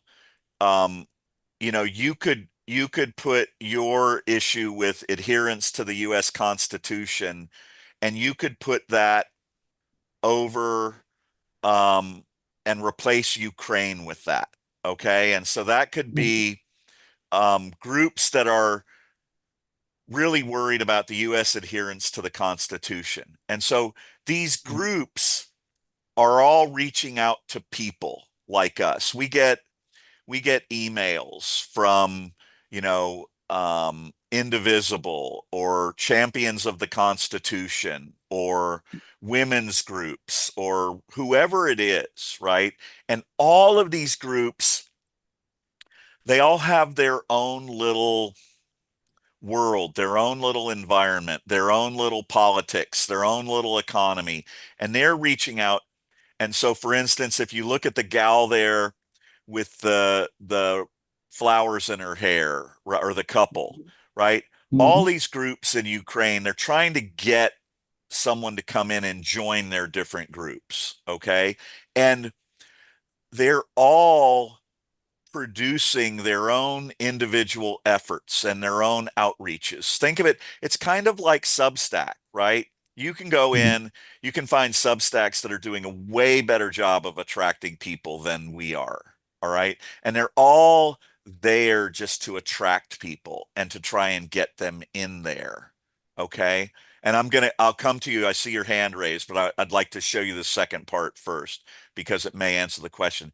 What we the the thing that Draco and Peter took a while or can take a while with this is what we're talking about. If you remember in the interview with Trevor Noah and Simon Sinek, there was a point where Simon Sinek said, but we just flip the script. We look at that and we approach it from the opposite side. So instead of having all of these groups trying to attract people to them, we're going to say, flip that whole script upside down and show us what happens, Draco, when we go to the, okay, let's flip the script. Instead of all of these groups working individually and trying to attract us individually, what happens when we just flip it and we say, oh, we're just going to get a shit ton of people to unite online. And then these groups like the IOD Canadian Nation, their manufacturing industry, their products that they produce, their tourism, their lumber and aluminum, well, they now get to unite and make a proposal. So let's say that's your group about the Constitution, and those other 4 groups that were working with you about the Constitution, you all united online as the, International Online Democratic Constitutions Nation. That's your issue, right? But you create a unified message. And when you put it out, instead of you doing what I've been doing, what both you and I have experienced for the last years, we've been doing this. For me, it's 10. Instead of me trying to go out and get individuals to come in, now you get to make that presentation to thousands or hundreds of thousands or millions of people who understand that being pro-democracy is the core issue. Now your likelihood of success is much, much higher. But even if you don't succeed, you now have become a part of this community. And even if your issue doesn't rise to the top, we all know that every issue is greatly enhanced in a more pro-democracy world. And so your constraint is being pro-freedom and democracy. So that's me, and I will let Peter take over. I want to welcome Lee Prentice. Welcome. I don't know which part you came into, but this is I had it on. If you have any need to talk there, just raise your hand or ask, because I don't know if everyone knows how to use Zoom, but because I'm just learning myself, so be patient. Yeah, it's a bigger picture here that you're talking about, Joel, and the bigger. I think the Bob bigger has group. his hand raised. Peter, Oh, do you see it? yeah. Go ahead, Bob.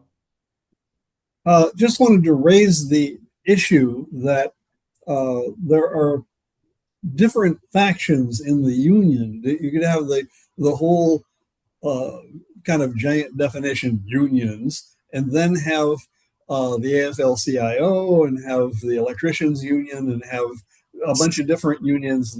So what we need to achieve, and it's very difficult, is to achieve some agreement between different unions, because I've seen it happen where a union will go, let's go out on strike in sympathy with this other union, and the entire membership goes, no way, we're not doing that. We don't want to be tarred with the same brush as these clowns, and it's a difficult thing. So that's just my 2 cents worth on that subject. Yes, but let's take it from here. So you have all these groups, 5 groups, Canada, Ukraine, and wherever you come from, all these cultures, all these different people coming, forming their own groups. And then they see this umbrella of, hey, my voice would be, I can join this umbrella group called IOD Nations.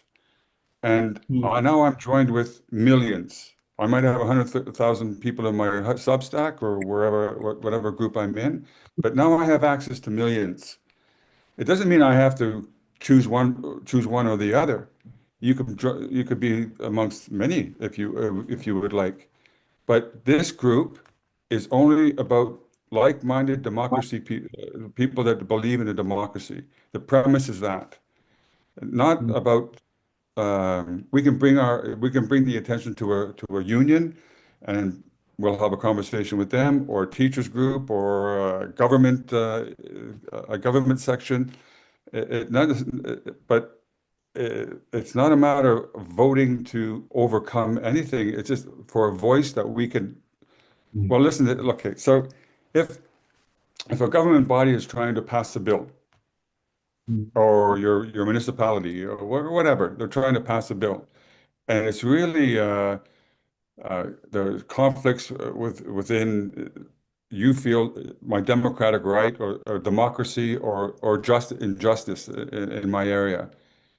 Now, not only do you have access to your group, but now you have access to 200 million people out there all over the place, and they side with you. Now, what's going to what's going to change more? A group that sends 10,000 emails or a group that sends 1 million emails? I think it's going to be the attention will be at the million mark. And that's what we're trying, in my country, my perception, that's what we're trying to achieve. If that makes any sense to you. Yeah, I can dig it.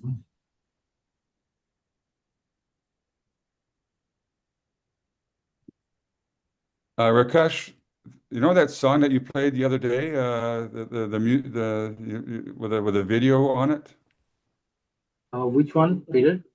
I'm not quite sure what it was. It was like I thought when we discussed that we're going to play it at the beginning of every show. Oh yeah, I get it. Hey, see if you can find it, Rakesh. I'm going to cut in there for just a minute, Peter. I'm going to speak to kind of what you said. So, Bob, let's imagine this, because that your union example is like one of the best examples you could have chosen.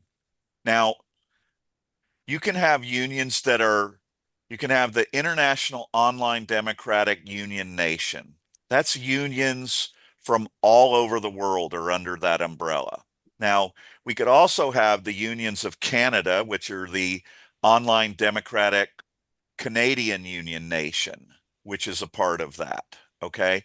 And we could have the Online Democratic US Union Nation. Okay.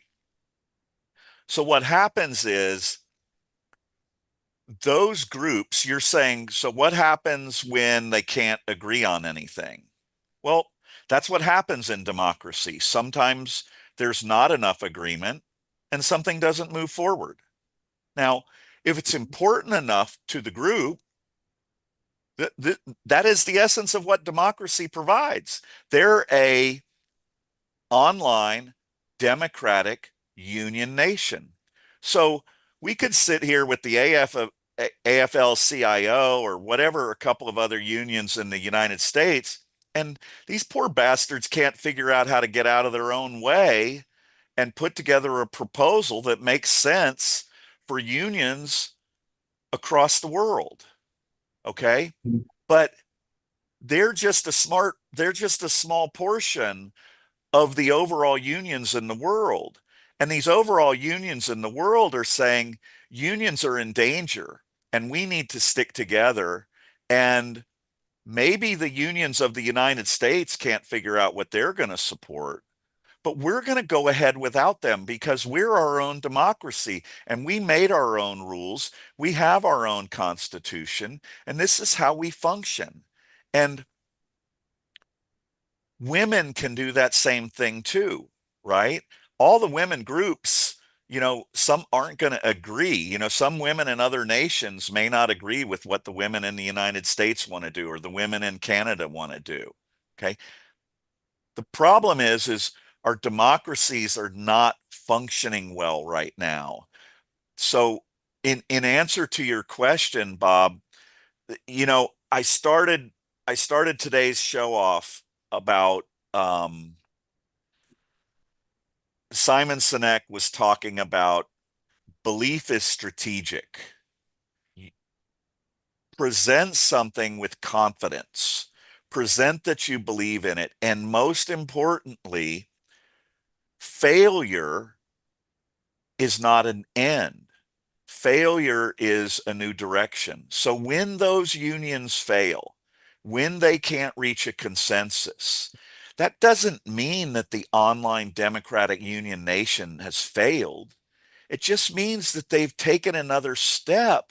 Yes, Chardonnay, I hope I pronounced that correctly. This is just another step. In the Army, they say adapt and overcome. All right, you fell down, you failed, you couldn't figure it out the first time. Damn it, we're supposed to pick ourselves up and get going again. I saw an interview over the weekend of Matthew McConaughey, and he was talking about his mom. And he said he talked about when he was in high school, um, this girl broke up with him, and he went home and he was distraught, right? How could this happen? She broke his heart or whatever. And he said his mom consoled him for a day, and she sat there with him and she talked through it, um, and they worked through it. And he said the next morning, before he even woke up, his mom comes into his bedroom and she says, all right, in essence, we're done with this shit. You had a day, you got knocked down. Now pick your ass up, get going, and move on and start living your life, because that's what we have to do. And so, this idea that there's going to be failures and we're going to look at that as a possible reason to not move forward, we have to flip that switch. We have to turn that around. We've got 115 people who are here, and what we're telling you is come be a part of uniting online democratically, because every time we trip, every time we fail, we're not going to stop. We're going to learn from it, and we're going to pick our asses up the next day, and we're going to go right back out there, and we're going to find a better way to do it. And we really want your help, and we really need your help doing that. And if you do that with us, and if we all share that message, and if we approach these as hurdles, um you just don't stop. Democracy needs us right now. Freedom needs us. Our kids need us. Our We have to accept the fact democracy in America is dead. Long live democracy. Okay. Buckminster Fuller said, um, don't fight forces, use them. You never change things from within. If you want to change something, build a new model that makes the previous model obsolete. Dare to be naive. We are intended to be architects of the future and not its victims. We are the generation that lives where we are all united online already. Every one of us who is in this feed is already united online. We're not asking you to do something that you haven't done. All we're saying is tap your screen, press your mouse, click your mouse, come visit IOD Nations, and let's see what the hell happens. Let's see how many people we can get to do that, and let's watch it unfold. And that's why we're here. Well said. So there we go. No worries, Bob. Thanks for being here. We've seen you a bunch of times, and we appreciate it. Hey, Lee, would you like to step in and say something before we move on to the next part of this show?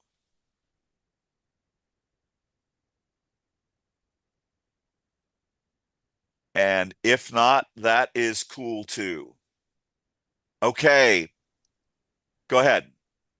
Lee, I saw you Just saying unmute. hi. Oh, he's on. Yeah, She's just on. saying hi. No, I Hi. don't really.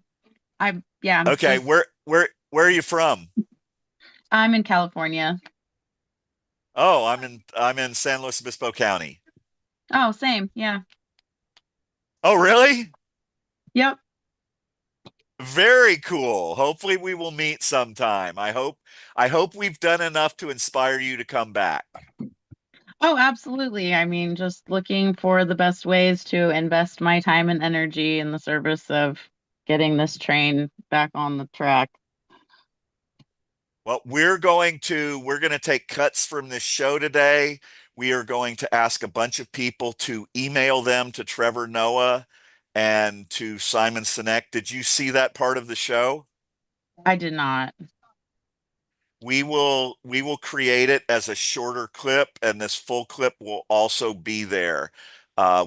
We think that I tied some things from a podcast they did. I tied it into what we're trying to accomplish, and so if you would like to, feel free to share your email or email us. Joe, you gave us your email. Sorry, Lee, I'm not trying to ignore you, but we are looking for people to come in and help with sending these emails and with social media outreach and even with creating email campaigns.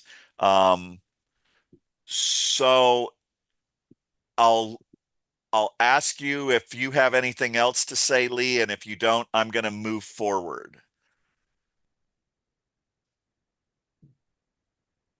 Nope, I'm good. I'll follow up.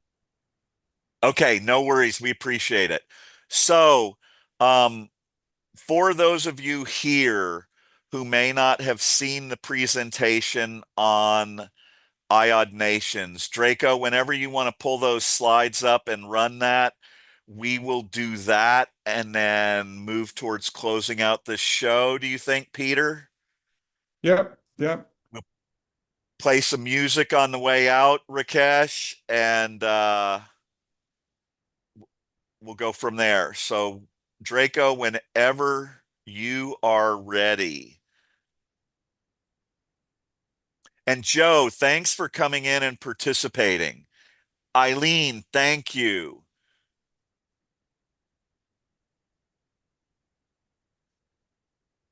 We're really happy to have you guys here, and we look forward to working with you. Okay, so here comes, this will explain what we mean when we talk about online citizen-led democracy from an international standpoint. Go ahead and hit play, Draco. Welcome to iodnations.org, International Online Democratic Nations.org, where we're promoting online citizen-led democracy, very much like Taiwan has had for the last 11 years, which has resulted in increased public approval of their government from 7% or 9% to 70%. Our next video will discuss much more of that localized methodology of online citizen-led democracy. Everything that you'll see here today is based upon the premise that if a business no longer requires brick and mortar, then a nation no longer requires land and borders. So, there are three fundamental premises. One is that if a business no longer requires brick and mortar, then a nation no longer requires land and borders. The second one is we are the internet. We do not access the internet. We grant the internet access to us. Without us, they ain't shit. And the third foundational premise is if you are not actively pro-democracy, if you are not pro-democracy, then you are not pro-democracy. So, Bernard Shaw said, you see things and ask why. I dream things and ask why not. This is planet Earth. Humans have existed on planet Earth first as tribes and now as nations. Nations are the highest evolution of human collaboration. Nations are the highest form of human collaboration that has ever existed. Got to get that out of there. But does a nation require land and borders? In this next slide, you see us, the humans, the world's citizens who are on planet Earth.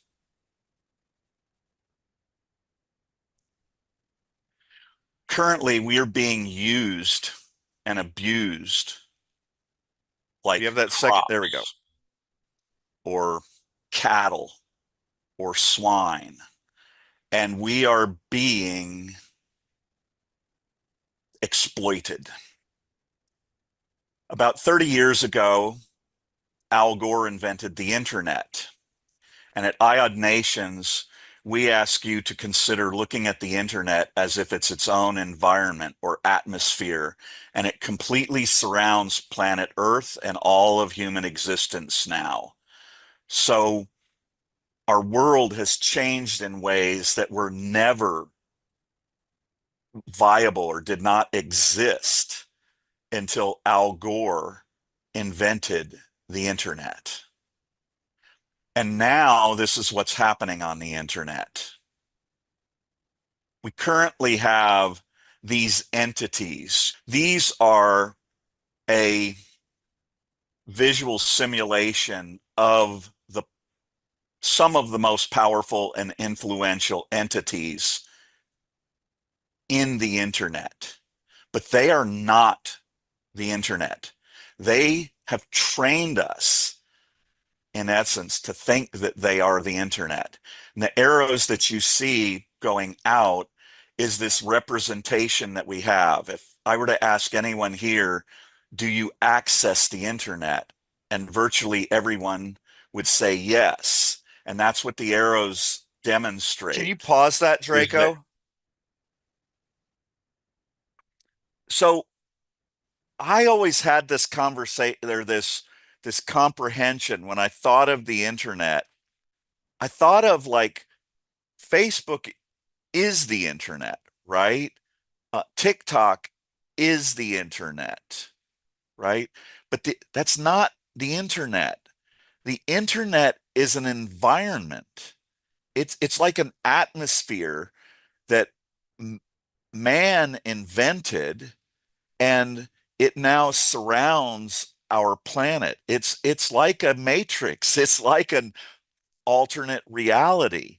But Facebook and Reddit and Pinterest and TikTok, they're not the internet. They are just entities that have found a way to occupy space on the internet. Okay? Good countries, well, I'll call them, good and bad, pro freedom and democracy countries and pro authoritarian countries, they occupy space on the internet. They may not do it strategically or tactically, but they're there. But Russia, China, Iran, and North Korea, they're very strategic and tactical about it, right? But these platforms, these social media platforms, these corporations, these AIs and all of this, they want us to think that they are the internet, but they're not. They're just like a house on the internet, okay?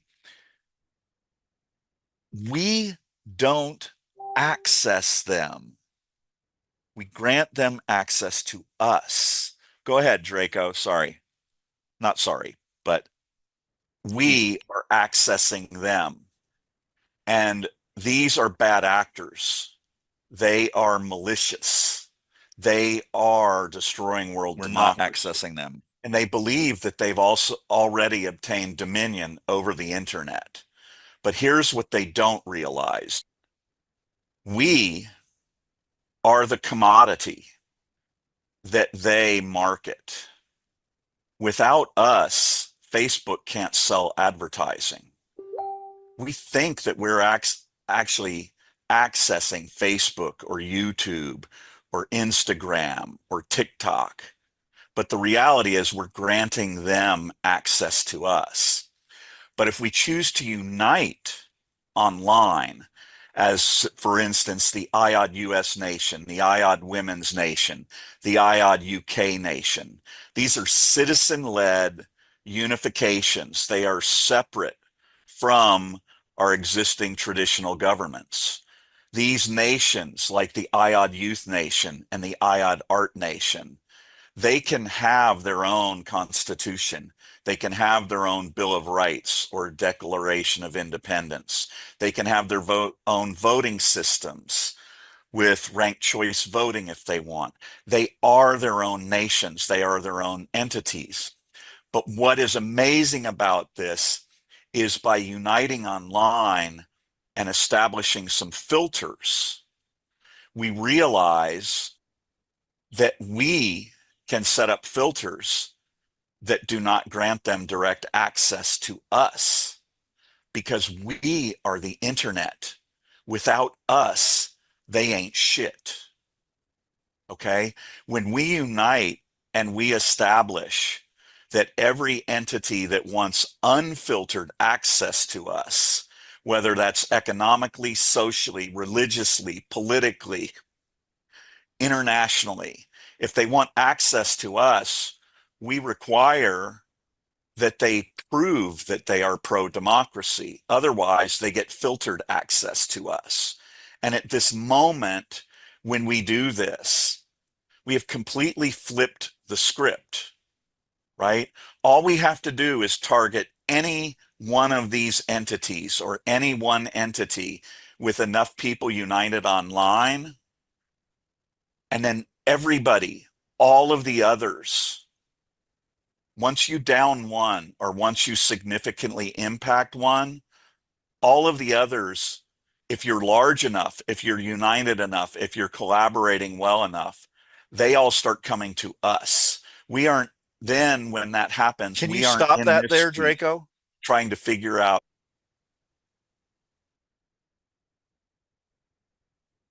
So the arrows that you're looking at right there are indicating, for instance, if YouTube tries to contact us, okay? We, that inner circle, those are the filters that the pro-democracy citizens of the world put up. And if YouTube is, for instance, like Facebook does, if they're not going to allow us to use the words freedom or democracy in paid ads, well, they're not pro-freedom and democracy. So they don't get direct access to us because we are the internet. We have established this inner part of the internet because we're the commodity.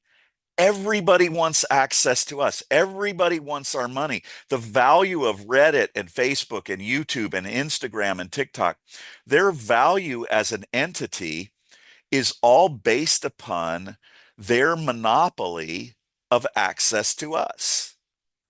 They're trying to monopolize that access. They're profiting off of us, and yet they're not operating in good faith as being pro-freedom and democracy.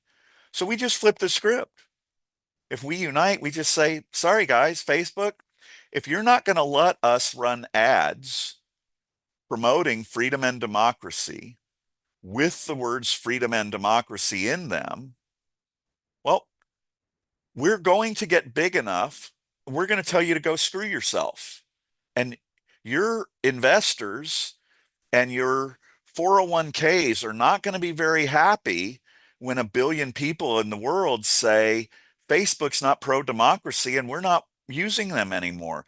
Or they can be out there, but if they want access to our online environment that's pro-freedom and democracy, they're going to have to go through a bunch of filters. We're going to make it really hard, and we're going to build alternatives that work differently. And we're going to do that for artists. We'll have an online music sharing platform where the artists get to determine how the profits from this platform are allocated so that the musicians and the artists actually benefit from it instead of some anti-democracy assholes that are out there collaborating with all the other anti-democracy assholes and protecting a bunch of pedophiles across the world. So I'm going to leave that at that point. Peter, do we have anybody else raising their hand to say anything before we close this out? I think we got you on mute. Yeah, I don't see anybody with raising their hands. No. Maybe Okay. Rakan, I can have a second opinion. Rakesh, you got anything you want to throw in there before we get out of here? No, I'm good. Okay. Joe, peace to you. We look forward to working with you. We can't wait to share these new video clips that we're going to have. Chardonnay, we do have new people here. Maybe I'll give it one more.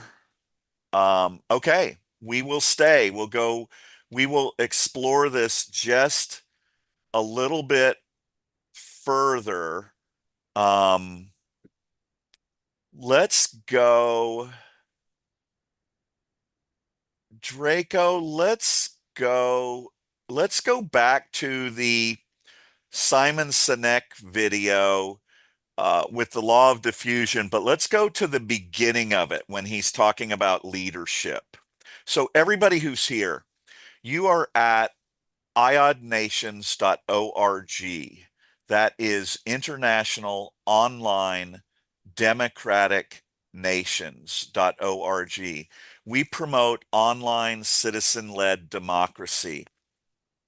One of the things I found out today is that back in the early 2000s, we did not even realize this. Ireland put out a proposal to the citizens of Ireland to rewrite their constitution, and they did that online. And they developed a group of, I think Rakesh said, over 900 citizens. And that group of 900 met. Now, think about that. These are Irish citizens collaborating online to create a new constitution for the nation of Ireland. Okay? And those 900 citizens realized that 900 people can't efficiently do that project. And so they reduced it down to 25. And they chose 25 people from a cross section of Ireland. And those people created a new constitution for Ireland, I think in like 2006 or something like that. Now, hey, Rakesh, I asked you, did you ever find out how long that process took for Ireland? Yeah, that process took 2 years, but it didn't last well. I mean, in 2013, it got, kind of rigged, and this bill were cancelled in 2013. So They they started it. canceled their new constitution. Is that Yeah, correct? yeah. I'm sorry, not in 2013. It's in 2023. I mean, 3 years ago. So here is the point that win that stay local, stay vulnerable. So this is why we gotta unite online internationally. So Yeah, but um what I'm thinking about with that comes back to I think it was Bob the Free Radical, right? It's this idea, the idea that this this rewriting the Constitution of Ireland failed or hasn't reached fruition. That is not a failure, right? That's an evolution. That's this thing that I got from Simon Sinek over the weekend, right? Is that stop looking at failures as the end. Okay. Imagine people are going to learn from the failures that Ireland had with that. The people of Ireland are going to learn from it. And pretty soon you're going to have several groups like the International Online Democratic Women's Nation or the International Online Democratic BIPOC Nation or these others. And when they go to form their online democracies, there's already going to be templates of constitutions that they can look at, right? Some of these are going to have been worked through. Some of the problems that they had are already going to have been discovered. And so the process that took them 2 years, ultimately, you could end up with an online democratic nation that could have a library of constitutions to look at. They could pick and choose, copy and paste the things that they want, work it all out together. Boom, they put it up for a vote, and off it goes. But it's not permanent. It's a living, breathing document that they get to propose changes to on a regular basis, right? They actually get to evolve. Their democracy gets to grow and expand and improve and modernize and digitalize. And that's the secret of all of this. Robin, thank you for coming here from Australia. I just saw Tommy Emmanuel last night. So thank you so much for him. And I'm a big fan of Tim Minchin as well. Tim Minchin is inspiring me a lot here. So we're really glad to have you. We're talking about online citizen-led democracy where people here are uniting. And Draco's going to start this video about leadership. We know This is from, I believe, the third most popular TED Talk in history. But then how do you explain when things don't go as we assume? Or better, how do you explain when others are able to achieve things that seem to defy all of the assumptions? For example, why is Apple so innovative? Year after year after year after year, they're more innovative than all their competition. And yet they're just a computer company. They're just like everyone else. They have the same access to the same talent, the same agencies, the same consultants, the same media. Then why is it that they seem to have something different? Why is it that Martin Luther King led the civil rights movement? He wasn't the only man who suffered in a pre-civil rights America, and he certainly wasn't the only great orator of the day. Why him? And why is it that the Wright brothers were able to figure out controlled powered manned flight when there were certainly other teams who were better qualified, better funded, and they didn't achieve powered manned flight, and the Wright brothers beat them to it? There's something else at play here.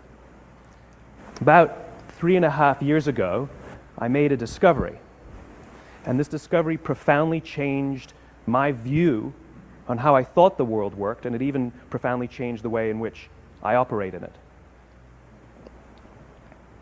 As it turns out, there's a pattern. As it turns out, all the great and inspiring leaders and organizations in the world, whether it's Apple or Martin Luther King or the Wright brothers, they all think, act, and communicate the exact same way, and it's the complete opposite to everyone else. All I did was codify it. And it's probably the world's simplest idea. I call it the golden circle.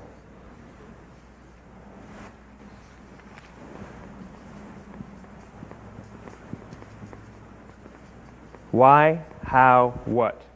This little idea explains why some organizations and some leaders are able to inspire where others aren't. Let me define the terms really quickly. Every single person, every single organization on the planet knows what they do, 100%. Some know how they do it, whether you call it your differentiating value proposition or your proprietary process or your USP. But very, very few people or organizations know why they do what they do. And by why, I don't mean to make a profit. That's a result. It's always a result. By why, I mean what's your purpose? What's your cause? What's your belief? Why does your organization exist?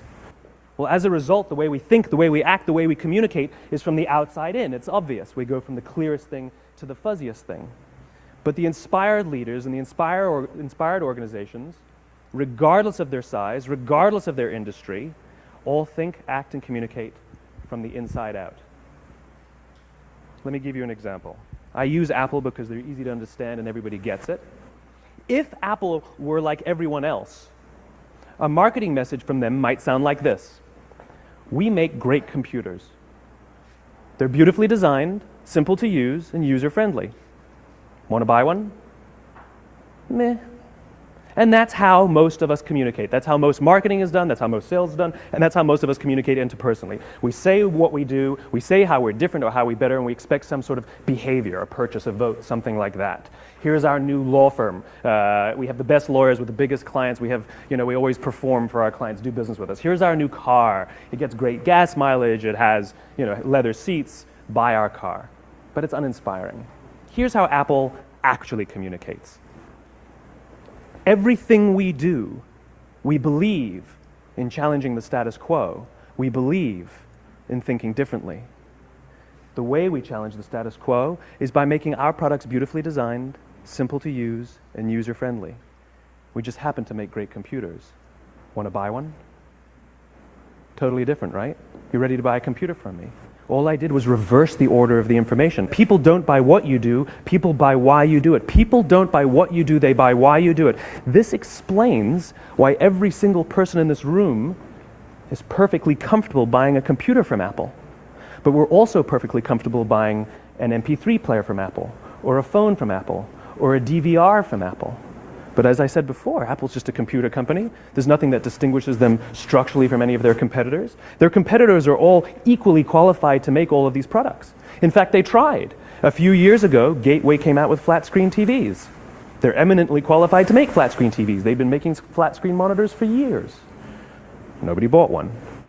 Dell came out with MP3 players and PDAs. And they make Go great ahead and quality pause it products, there, Drake, and they can or make perfectly send it. well-designed products. So Jackie asked a question in the chat, and she said something to the effect of, how do you get people there, how do you keep them once you get them there? And the thing that should define whether you stay and follow IOD nations and continue to support the idea and work with us towards online citizen-led democracy. The why for that is that you believe that things have gotten bad enough in the world and in the United States as far as our democracy that you actually want to participate in activities and do something to make it better, or at the very minimum, support people who are working at and doing things to make it better. Okay. And like we talked about, and like Simon Sinek talked about in that earlier video, failure or making mistakes along the way, that's not a reason to stop. That's not a reason. That's not a why to not come back here. That's a reason to come back even more, because we're not going to fail. Okay. Online citizen-led democracy is happening. It's happening right now in Switzerland, Netherlands, Iceland. Damn it, I forget the last one again. And it's already happening in Taiwan, and I can rest assured it's happening in other places. What we're doing is we're trying to get the citizens of the world to not just look at online citizen-led democracy in how they relate to their existing traditional land and borders-based government. What we're saying is, if those citizens unite online, all you have to do is pivot. Just pivot. And instead of looking at your country and saying, what can we accomplish there? We come back and we remember what Peter said. It's like a matrix. This online virtual world is a new matrix. And just take those citizens who unite or who come here for whatever reason you come here, right? And no matter what stumbles there are and no matter what challenges come up, you just turn around and you look at the world and you look out into that matrix and you say, we're going to work together online. we're going to figure out a way to make that happen because we're already there.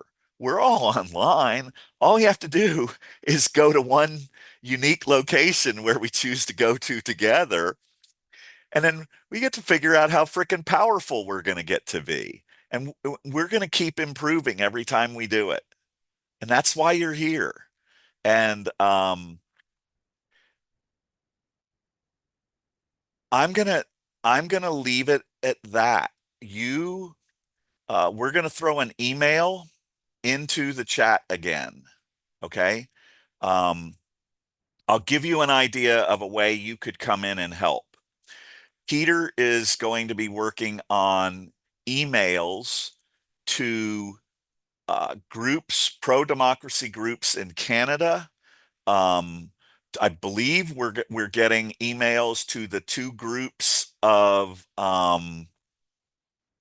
hate to say this, but pretty much anti-American Canadian opinion, both from a Hold on, Joe. Did I go ahead. just say something? We're not Yeah. anti-American. The people we have Yeah. not. We're not anti-American. Believe me, and it's not just me. It's our whole Yeah. it's our belief. Okay, I just want to clear that up. No. Well, express it in your words. I shouldn't be saying that for you. But tell us from a Canadian standpoint, like everything you did was pro-Canadian, right? It's to stand up for your country, right? We understand the world has changed, and the catalyst was the United States. It was just a conduit to accelerate what has already happened, what is already happening. It's just to it was to accelerate that. Um, it has nothing to do. Well, of course, it has something to do with some of the people. 70 million of you ordered. Sorry, guys. It just accelerated from what was happening in the States all of a sudden, attacking not just Canada, but because we're not just looking at Canada, we're looking at Greenland, Holland, Norway. It was just what was happening, and this government has to be changed, or no. Let me rephrase that. We're not here to change anything. So what we realized is the world has changed. Our biggest partner is are doing things in a radical way that we cannot continue our democracy and sovereignty with this going on. So we have to separate. We have to diversify. We have to get out of that trap of dependence. That's what the direction we're going. Has nothing to do with the people of the United States. I'm sure we all know we've been getting along with 80 years and beyond that we are good friends. And do we have our little spits and spats? Yes, because we're like neighbors. We're close neighbors. We share a lot. We share a lot in common. But it's nothing to do with anti-American. I just want to get that across. And it's what to do with, we realize what's happening.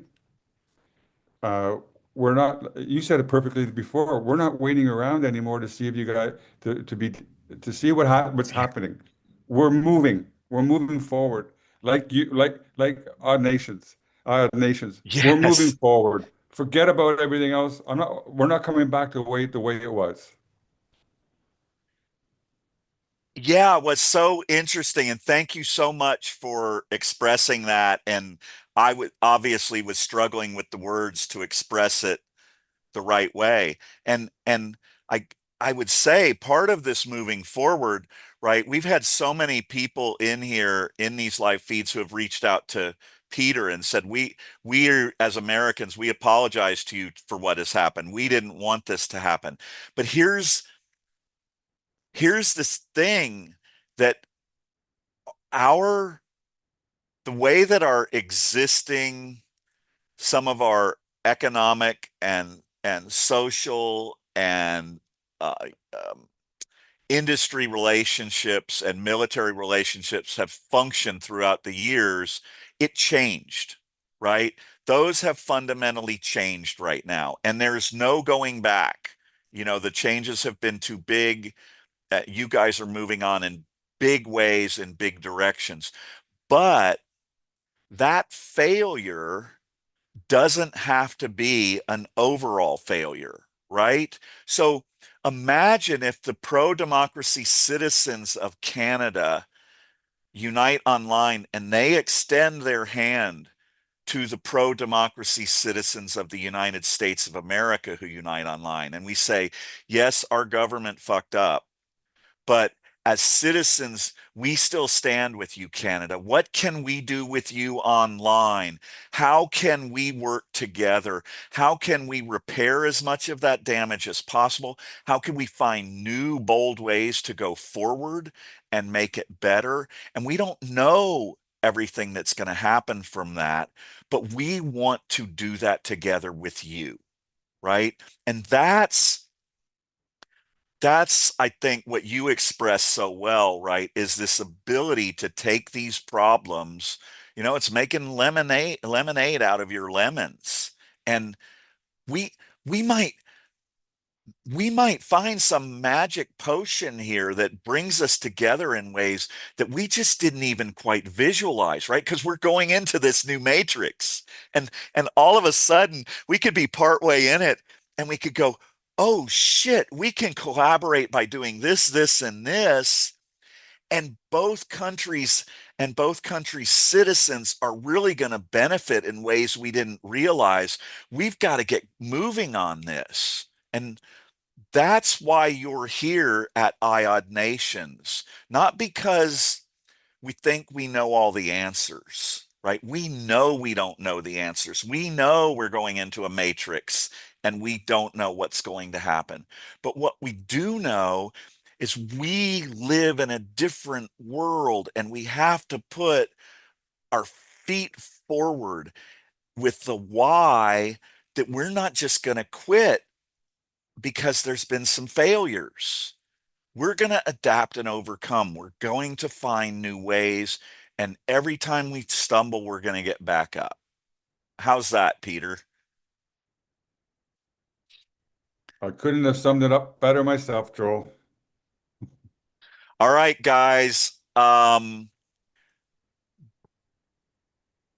Do we, I don't see if we have anyone else who wants to comment on anything. So if you're here, we're going to end this show with which was that song? I think it was number 5 that you played last week, Draco. I'm not going to ask you a new one because we didn't prep you well enough, but we're going to ask for that song to play as an outtake. And we invite you to continue following IOD Nations. We invite you to participate. Peter's going to need help with the creation of emails for some of the email campaigns that we're going to run in Canada and in unions. We're also going to ask you to help with emails that we're going to do to Simon Sinek and Trevor Noah in conjunction with what we shared. And we're going to have others moving forward. Team of 3, we're doing the best that we can, but we could use your assistance with that. And on that note, we are going to play a song here. As you exit, we're going to give you an email address that you can email us and say, whatever it is, you're here to follow us, you'd like to learn more about helping, or you want to step in and you have an issue that you would like to champion and get others to work with you on. And we have a web portal for that. I'm not going to show you all of that today. We're going to move forward without that. So, Draco, Rakesh, do we have a song to play for folks on the way out? Yeah, we do. Draco has his hand raised. We should never go through a show without hearing from Draco, our agent of peace. Okay, hello, good people. Uh, Joel, can we share our new ape commercial glimpse so people have some Yeah, idea? what a great idea. So let us show you what Draco and I are working on. And this is the kind of stuff that we could use help with. So if you remember, there's a company called Geico Insurance in the United States, and they did a long-running series of commercials that were based upon Geico Insurance is so easy, even a caveman could do it. And so Draco and I are going to put together a really brief, or we're going to put together some short videos that are going to be online citizen-led democracy. So easy, even an ape man could do it. And so we're playing with that. Show them what you want, Draco. Show them what we were working on this morning.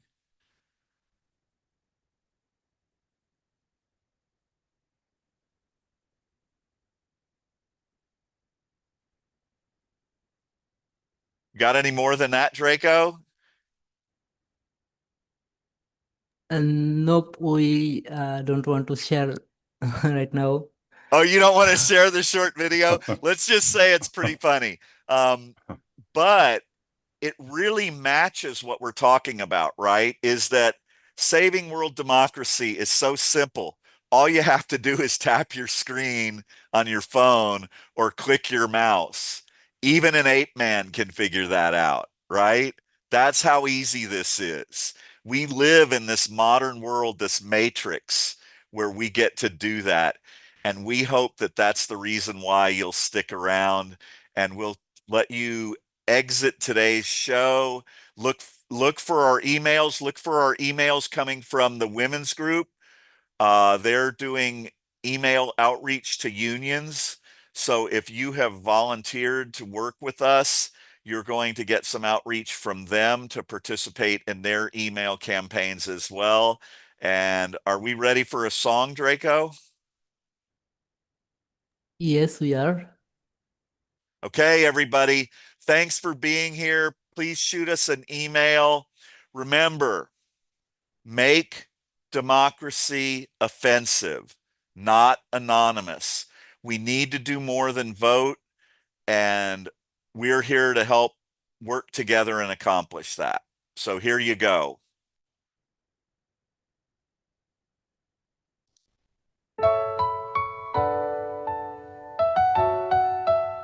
What the fuck is it gonna take? The clock ticking, democracy slipping, snakes in the kitchen, freedom in a chokehold, yo, who's gripping? Socrates whispers truth bombs, no fiction. Big hands Newsom, palms on the gavel, world unravel, systems fragile, typing revolution, scroll and battle, scrolling but silent, nah, we can't straddle. Make democracy offensive, what's the price? Power to the people, not the roll of dice. Unite online, ignite the fight, blow the shit up, bring the wrong to light. Algorithm scheming got your mind in a cell, scrolling through the circus while the earth yell. Policy for sale, dreams they compel, but the masses sleepwalking, trapped in the spell. What's it gonna take? A quake in the brain, floods in the veins, break out the chains. History's a loop, but we can reframe. Riot in the comments, spark that flame. Truth in your pocket, lies on the screen. Click revolution, troll alt dream. Socrates asked, now we intervene. Justice ain't passive, gotta get mean.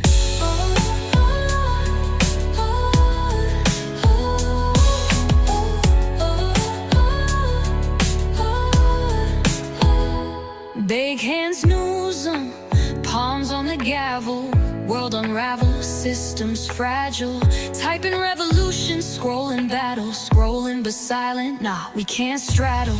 Make democracy offensive, what's the price? Power to the people, not the roll of dice. Unite online, ignite the fight, blow this shit up, bring the wrong to life. Algorithm scheming got your mind in a cell, scrolling through the circus while the earth yell. Quality for sale, dreams they compel, but the masses sleepwalking, trapped in the spell. What's it gonna take? A quake in the brain, floods in the veins, break out the chains. History's a loop, but we can reframe. Riot in the comments, spark that flame. Truth in your pocket, lies on the screen. Click revolution, patrol all dreams. Socrates asked, now we intervene. Justice ain't passive, gotta get mean.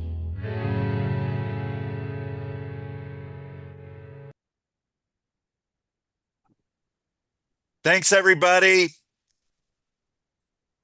We will be back on Wednesday. I believe we're going to be doing a later show with Karma in the evening to try and open things up and see if we can get more people involved.